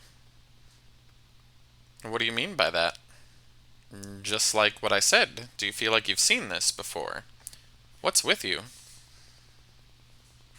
Just trying to be a friend. Don't look at me like that again. But I thought, well, forget it. Alright, come on, you two. I thought we were in a rush. What the heck is that thing?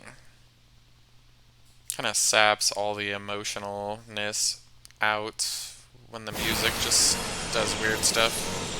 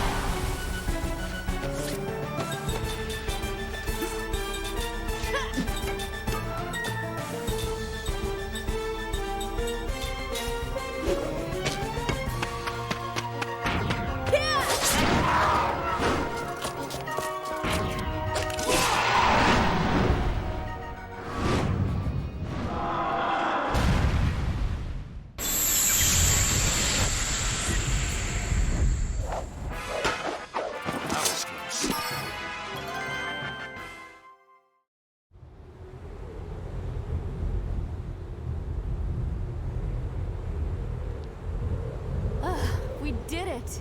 How can you be so comfortable? I almost got eaten alive. I think it'd be an improvement if you got eaten a little. You'd talk less.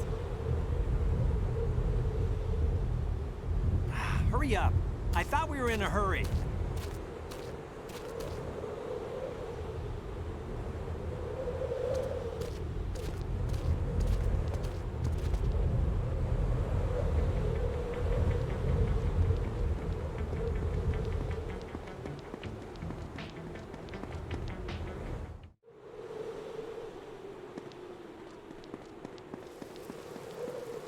I think I'm going backwards.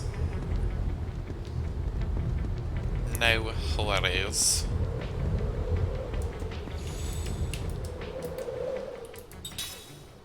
I haven't saved in a while, so I'm like, yep, this is probably a good time.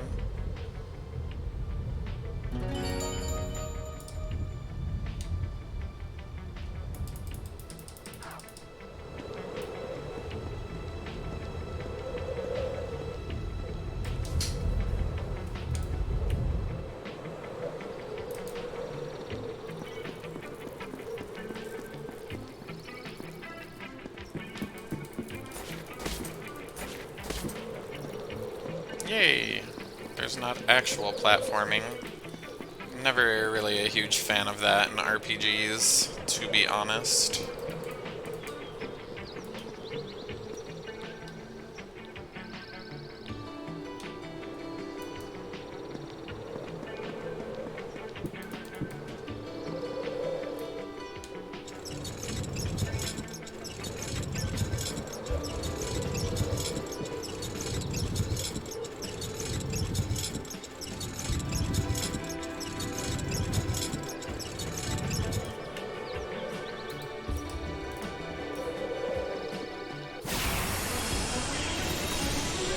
No one gets in the way.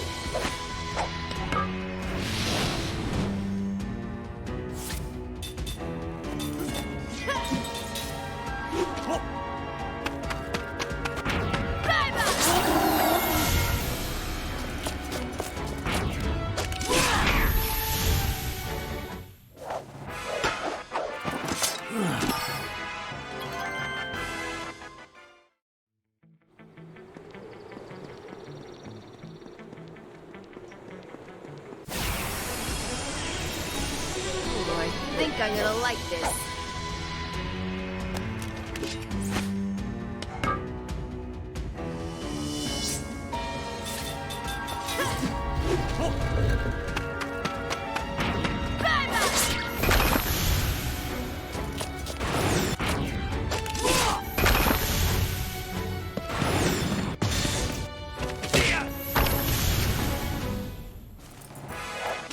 I am the greatest!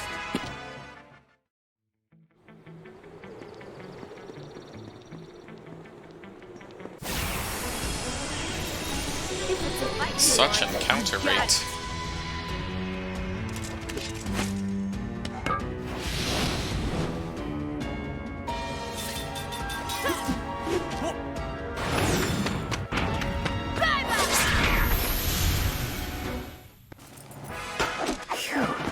That was a close one.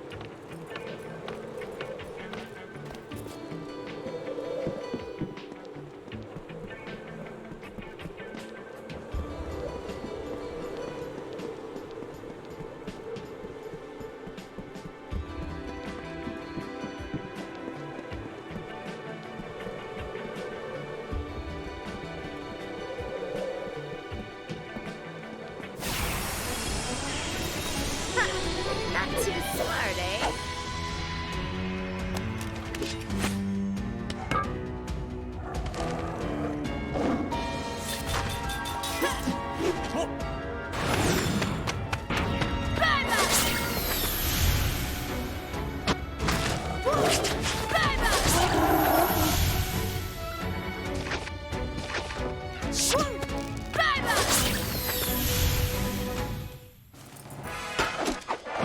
What did you expect?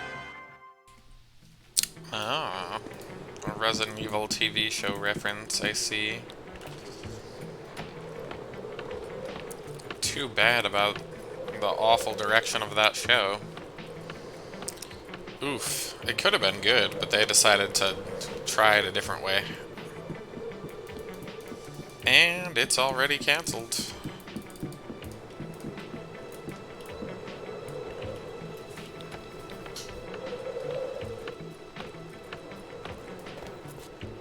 I like how they make this guy's clothes, like, in such a way that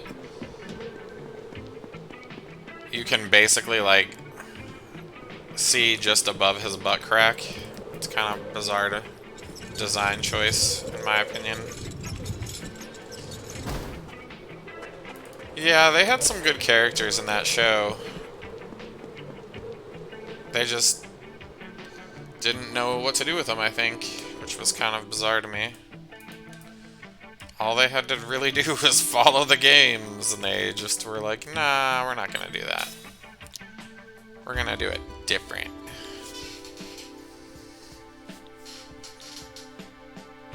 But honestly, I don't think the lead actress was terribly compelling or interesting. Her story, really.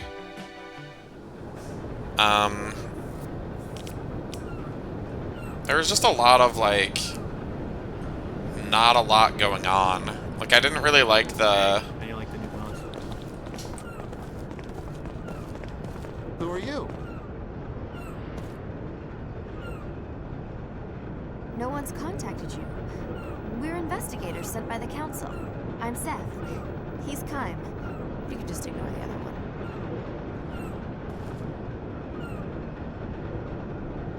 Hey! Oh, our communications have been jammed. That magic engine is malfunctioning again. Magic energy has been leaking everywhere, non-stop.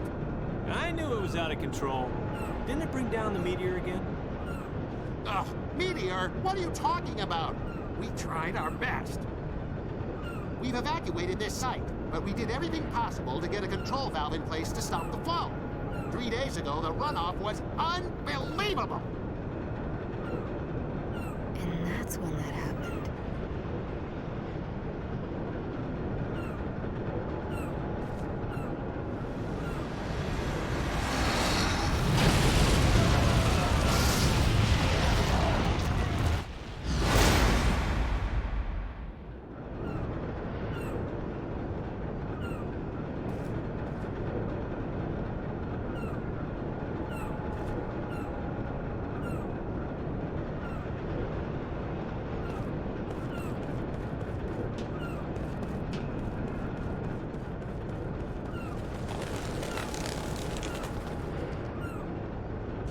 No one is allowed past here. Authorized personnel only.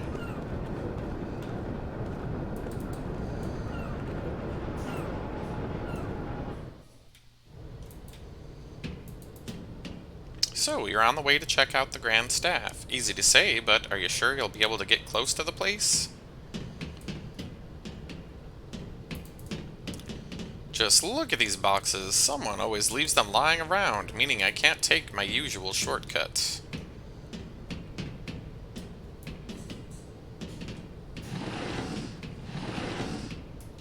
Oh boy.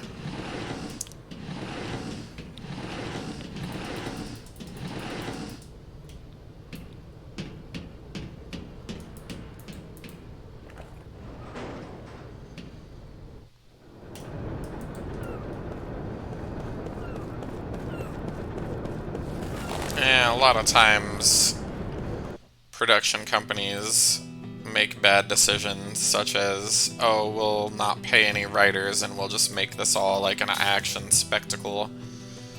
You need a good balance of storytelling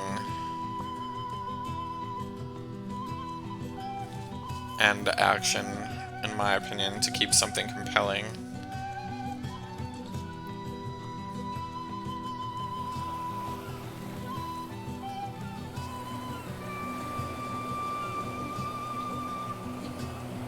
The Sea of Baus.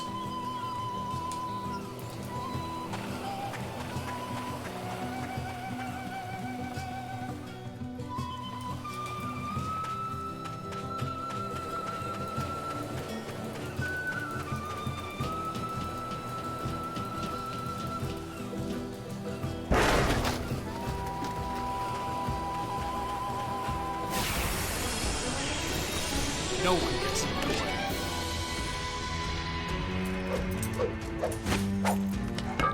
Yeah, a lot of sloppy writing tends to waste time, and that's also very unfortunate.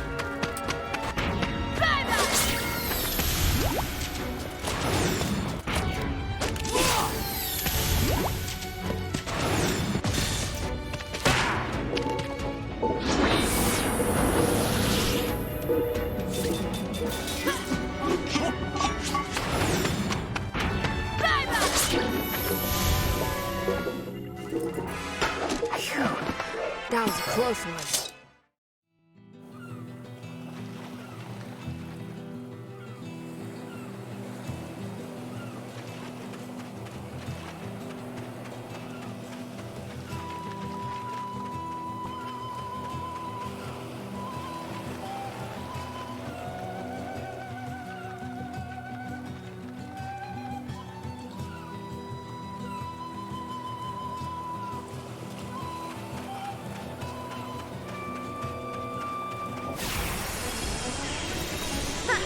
Not too smart, eh?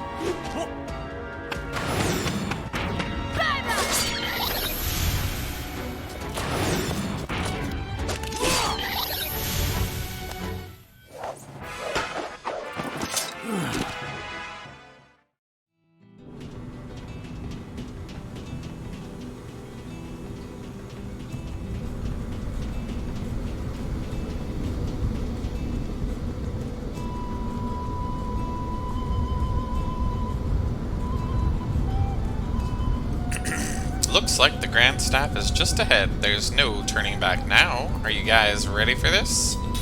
Sure. Remember this magic insect bossy dude thingy, I think. Plus we OP as fuck, so we gonna kick his little butt.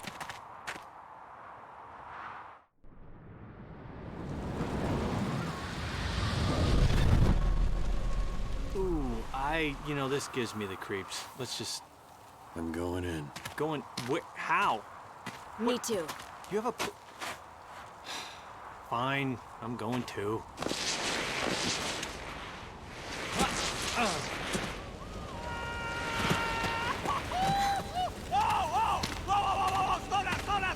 Easy! Oh! Ah! Bruise! Ow! What a whine. Graceful. Why don't you just shut up?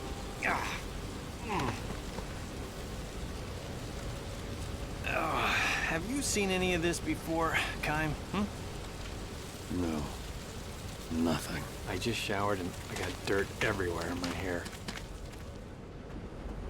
Wait up, guys. Man, okay. Whew. All right. Man, that is way tall. Okay.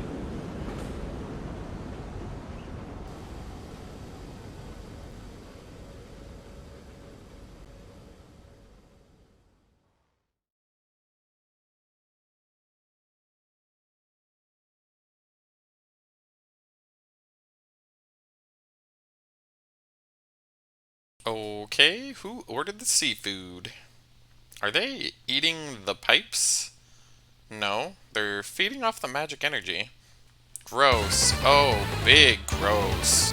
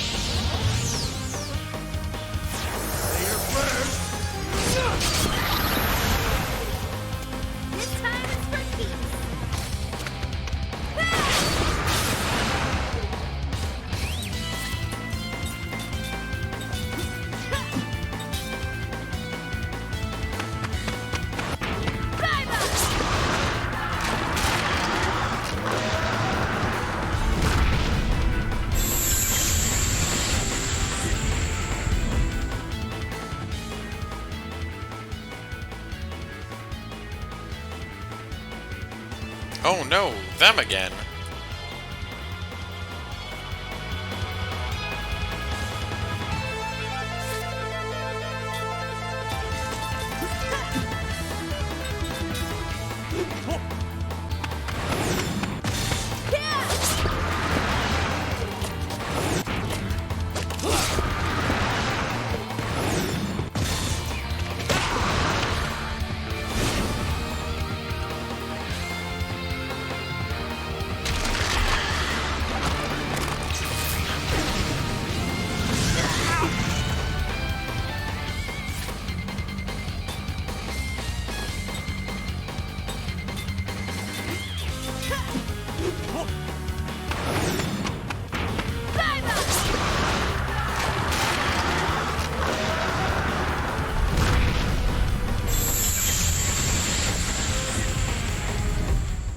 Yeah, I've played this before. I know the bosses are a lot more challenging.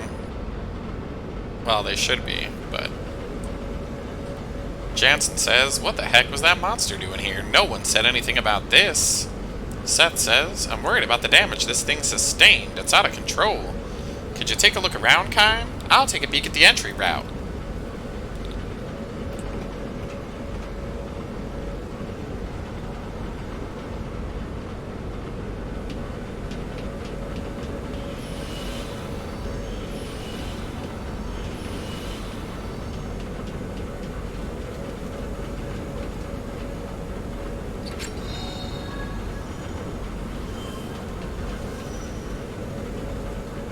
I think we can get in from here.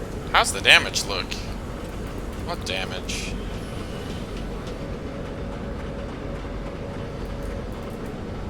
Forget it. I can't move another step, says Jansen.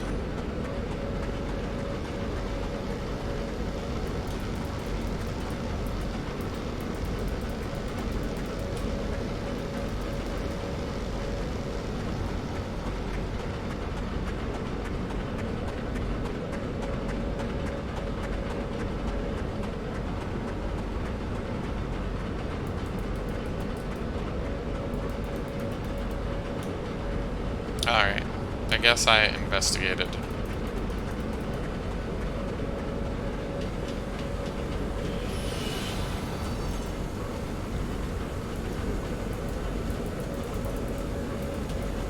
But not enough.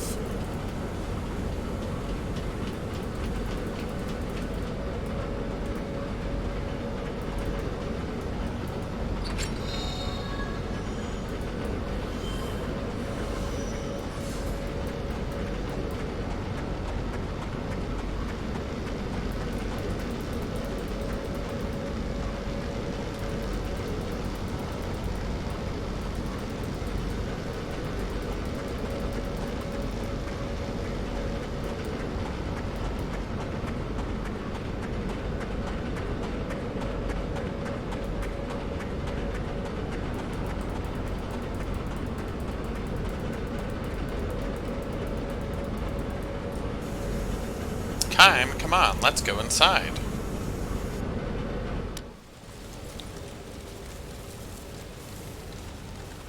Okay, break time. Okay, just take it easy, guys. I am so tired. Okay, now what? The control room. Yeah, that's good. All right, but hang on. Give me a second to catch my breath. All you ever do is complain. No, I only complain about you. I'm going in.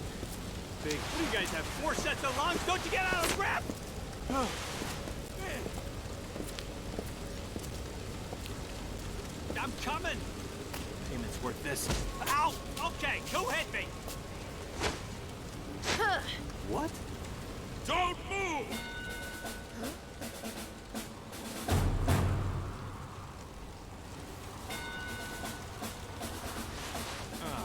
Got to be kidding me. Move away from Grand Staff! If you get any closer, I will shoot! Ready?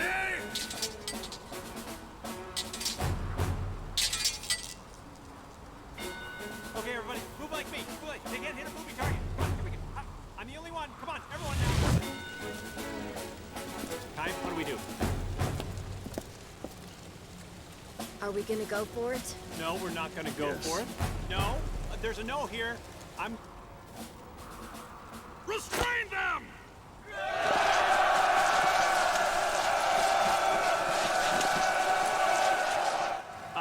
Hello?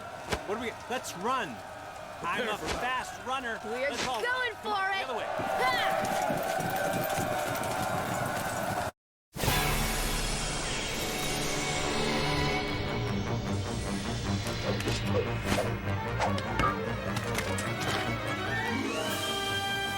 Man, this is getting old real quick.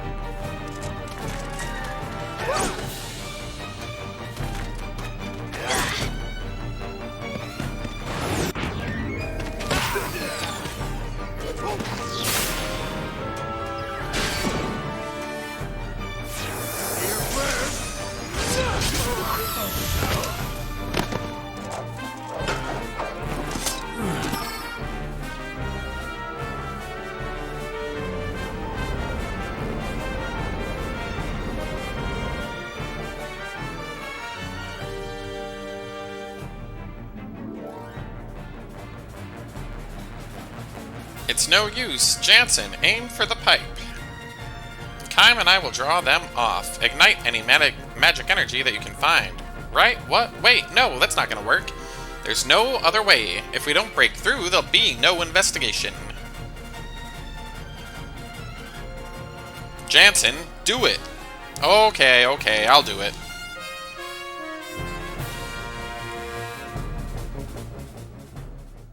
What? What is this? Hey, whoa! Wow, that was... Who did I do that?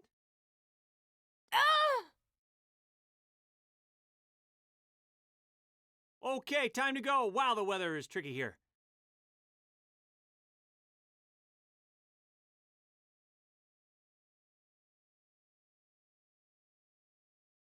Oh! Kime! Let's get out of here before it's too late! Kime! Ah!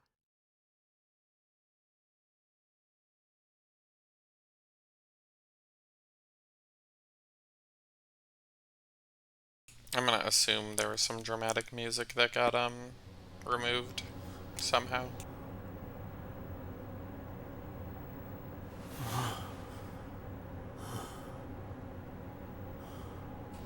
This thing be glitching, and it make me start bitching. But it's okay. Morning. You okay? Yeah. Hey, great game plan there, getting ourselves knocked out and captured. Hey, that's brilliant. Why didn't I think of that? Don't rub it in. Every situation has a way out. We'll just have to use plan B. Or C.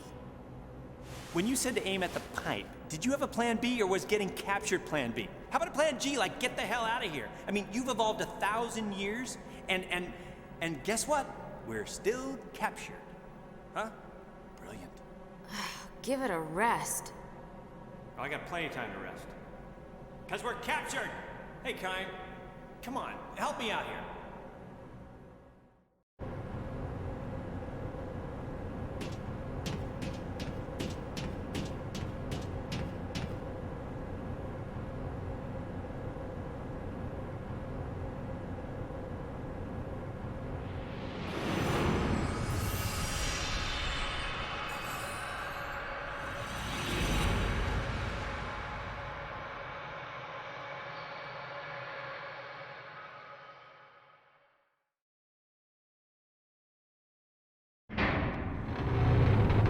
He is in darkness. Unlike the darkness of night, it is enclosed, devoid of depth or expanse. He hears a heavy door slowly rumbling open. A shaft of light shoots in, but it is not so well defined as that. To eyes accustomed to nothing but darkness, however, the faint gleam feels like a shower of sparks. Stop this. Please, I beg of you, let me go. A young man's screams echo through the void. No voice answers him. Crouching in the darkness, Kime counts the footsteps. 3 men have come in. The disorderly footsteps probably belong to the young man. The other 2 seem perfectly regular. Please, I'm begging you, if it's money you want, I'll get all you could ask for on the outside, I promise. I won't forget to show my thanks to you. Please.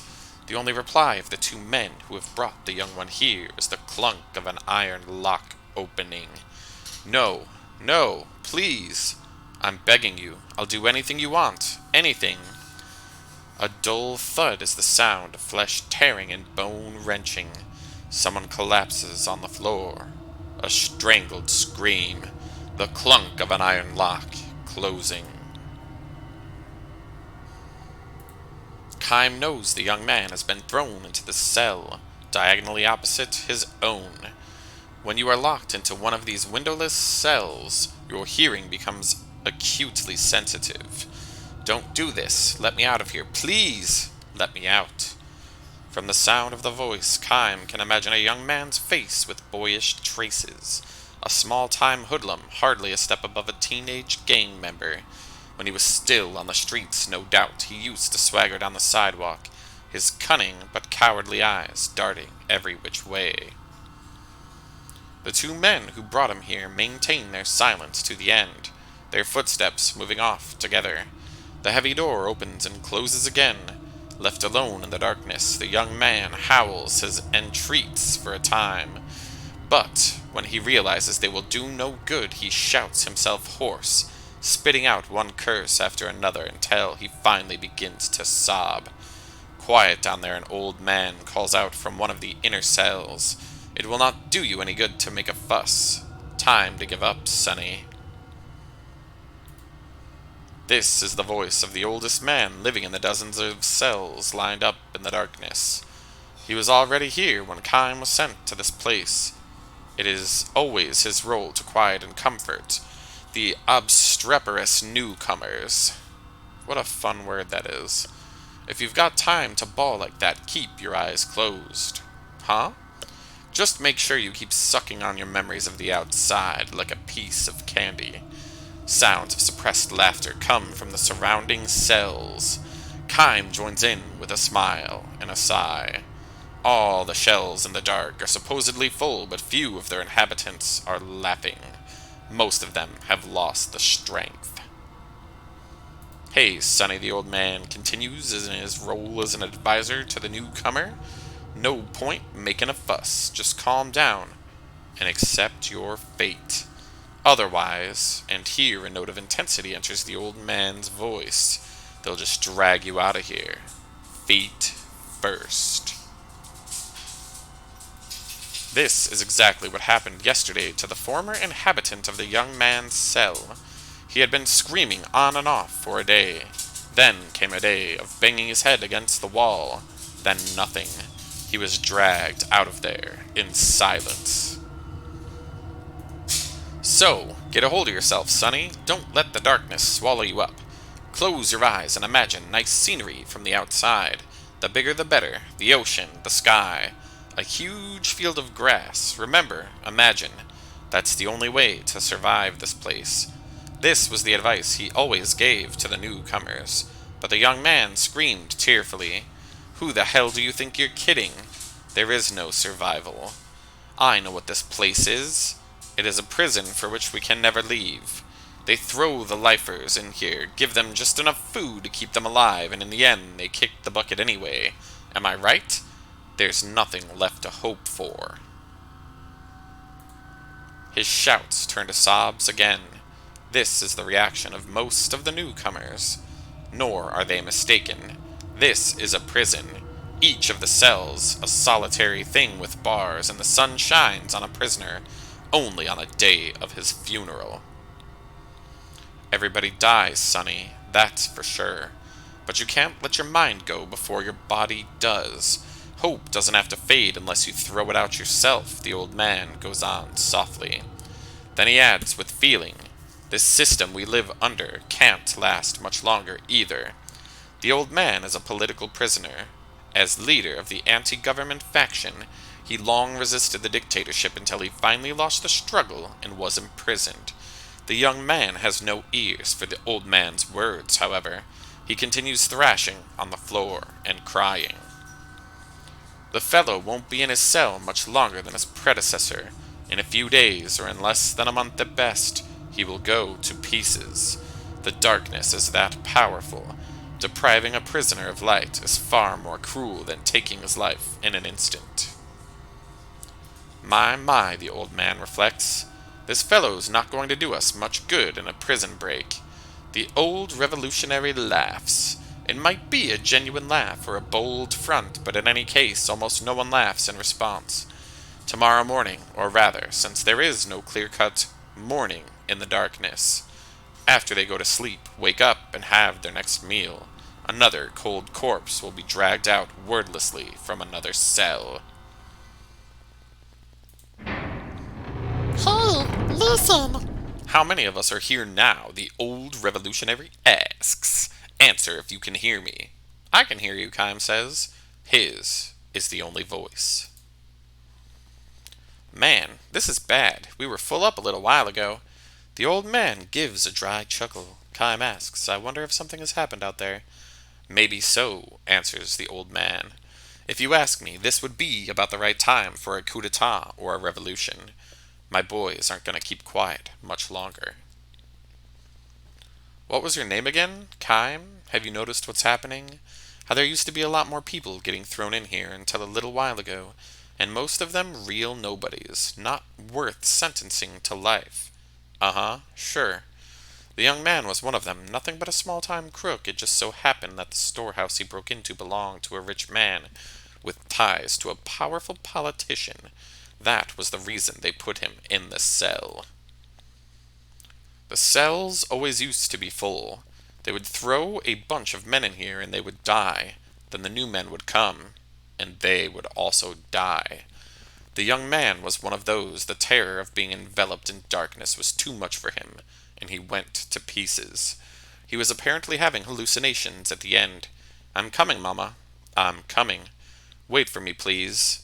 Mama," he repeated, over and over, like a child. "Where are you? Here? There?" And he gouged his own eyes out with his bare hands. I figured things were getting a little scary out there, the cops losing control, so the government was really starting to crack down, which is why these cells were always full. This is what brought the young man here, blood streaming from his eye sockets. He died muttering in snatches. What did I do? Everyone knows damn well there are plenty of men way worse than me. But now the place is empty. Do you know what that means, Kime? Sure. There's so much crime out there now that the government cannot suppress it. You got it.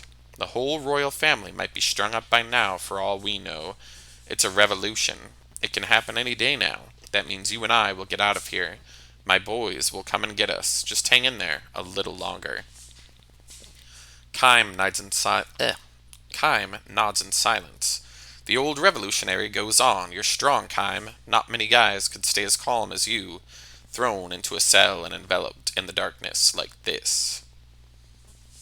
Not even Kime can explain it. It is true that he was strangely calm when they put him in the cell. The darkness was something he seemed to recognize as a distant memory. In the distant past, he too may have tasted the anguish of the other cell inhabitants, so tortured by the fear of being sealed in darkness. How are you so tough mentally, Kime? Does it mean you too are a revolutionary? No, not me. His crime is hardly worth talking about. He resisted somewhat under questioning when they brought him in as a suspect, and for that he was branded a rebel and thrown into the cell. The old man is probably right, though. The country's dictatorship is almost certainly in its last days. It won't be long now. We'll be back in the real world before we know it. I have hope right in here, and it will stay there until I abandon it myself. The old revolutionary mutters as if trying to convince himself. The prison falls soon afterward. Armed young men come charging into the darkness and open the cell's barred doors. Embraced by his boys, the old revolutionary goes out. "Wait," Crime cries, trying to hold him back. But it's too late. Anxious to see the new world following the destruction of the old systems, the old revolutionary steps outside and opens his eyes. It is the evening. Though the sun is nearly down, its light is still strong enough to burn eyes unaccustomed. The old revolutionary presses his hands to his eyes and with a groan crumples to his knees. Kime has saved himself by shielding his eyes with his arm. Not even he knows what caused him to do this. Could distant memories have taught him that the truly frightening thing about punishment by darkness is what happens after the release from prison? What could I have been imprisoned? When could I have been imprisoned and where? More important, how long have I been on this endless journey? With bleeding eyes surrounded on the ground by his boys, the old revolutionary searches for Kime. I came all this way only to make one terrible mistake at the bitter end. My eyes are probably useless now. This is precisely why he asks Kime for one last favor. Tell me, Kime, what is the outside world like? Has the revolution succeeded? Are the people happy? Are they smiling joyfully? Kime opens his eyes slowly and just barely beneath the shade of his hand.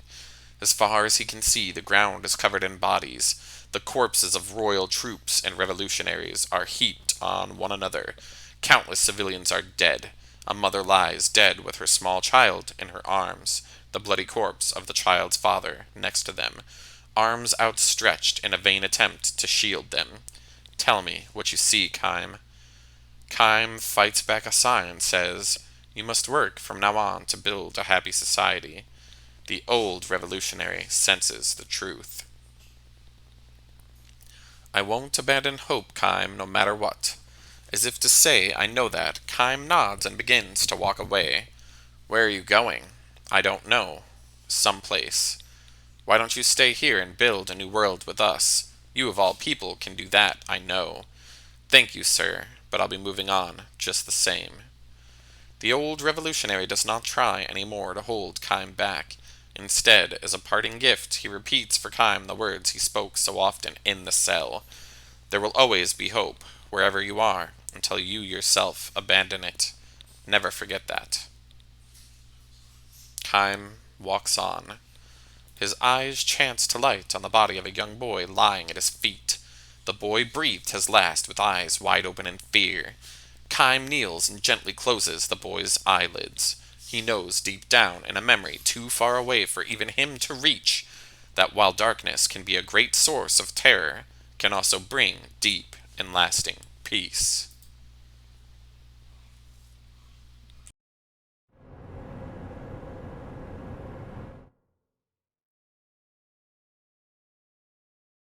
Scared? What do you mean?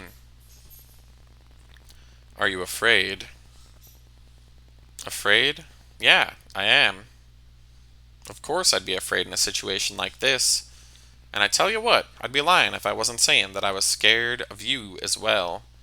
I'm afraid too, says Kime. You're kidding.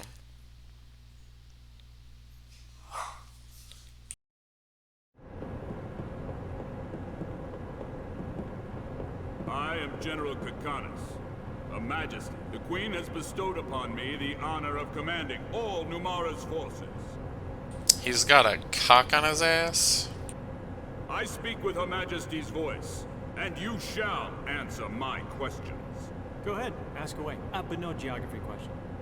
What were you doing at Grand Staff? You are Uran spies, aren't you? We're, Just ordinary travelers. yeah, travelers. What we are. Yeah, I'm the husband. Over there's my wife. And, Mr. Chuckles there in the middle, he's my buddy. Yeah, we were just surprised, to see a building that huge while on a trip here.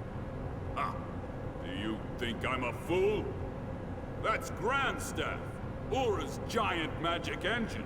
And we are already aware that there is a link between that thing and the recent meteor crash. What I want to know is exactly what caused it to happen. I suppose none of you know anything. You're not spying for Ura, are you? Or maybe Gotza, I'm telling you, we're just travelers. Come on, we're not spies. We don't know what happened. Come on, let us out of here. Ah. Since when do ordinary travelers display such masterful fighting skills? We're simply travelers. Ah, we have a great deal of skill in loosening obstinate tongue.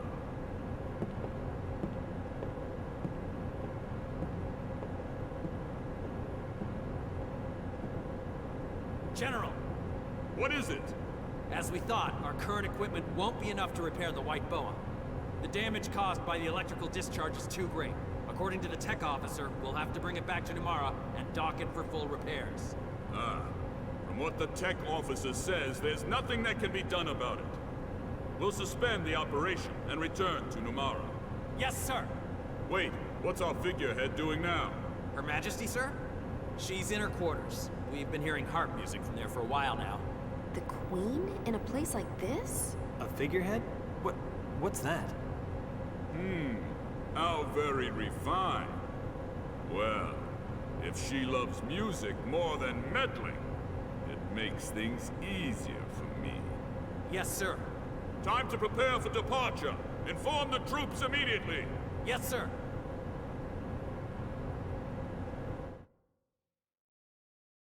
What the hell? Figurehead? They can't be talking about the Queen like that. What's got you so angry? That general's making a fool out of the Queen. And what's this, I speak with Her Majesty's voice crap? It makes me sick. You're worried about the Queen? Aren't streetwalkers more your type? Ooh, witty. No, Numara's what bothers me. What the hell kind of country is this anyway? Sounds like a seafood dish. Hey, and you, over there. Are you somehow involved with Nomura? No, I'm not quite sure, says Kime. I'm sure. A glowing white monument in the sky. Do you remember it? It feels like my memory's returning, bit by bit, says Seth. Yours should be too. I get dreams. When you were talking so bitterly a while ago, was it about the dreams? Kime nods. Ah, so the dreams scare you, says Jansen.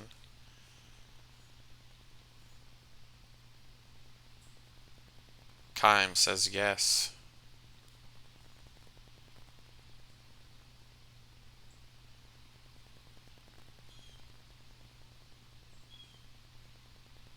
My memories seem to flood my dreams. Are they just dreams, or are they my past?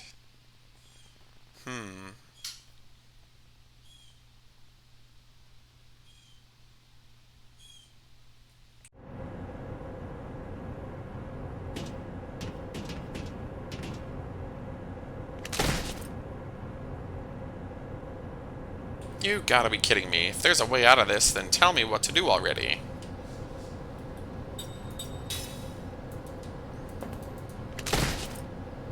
Aw, crap. This isn't working.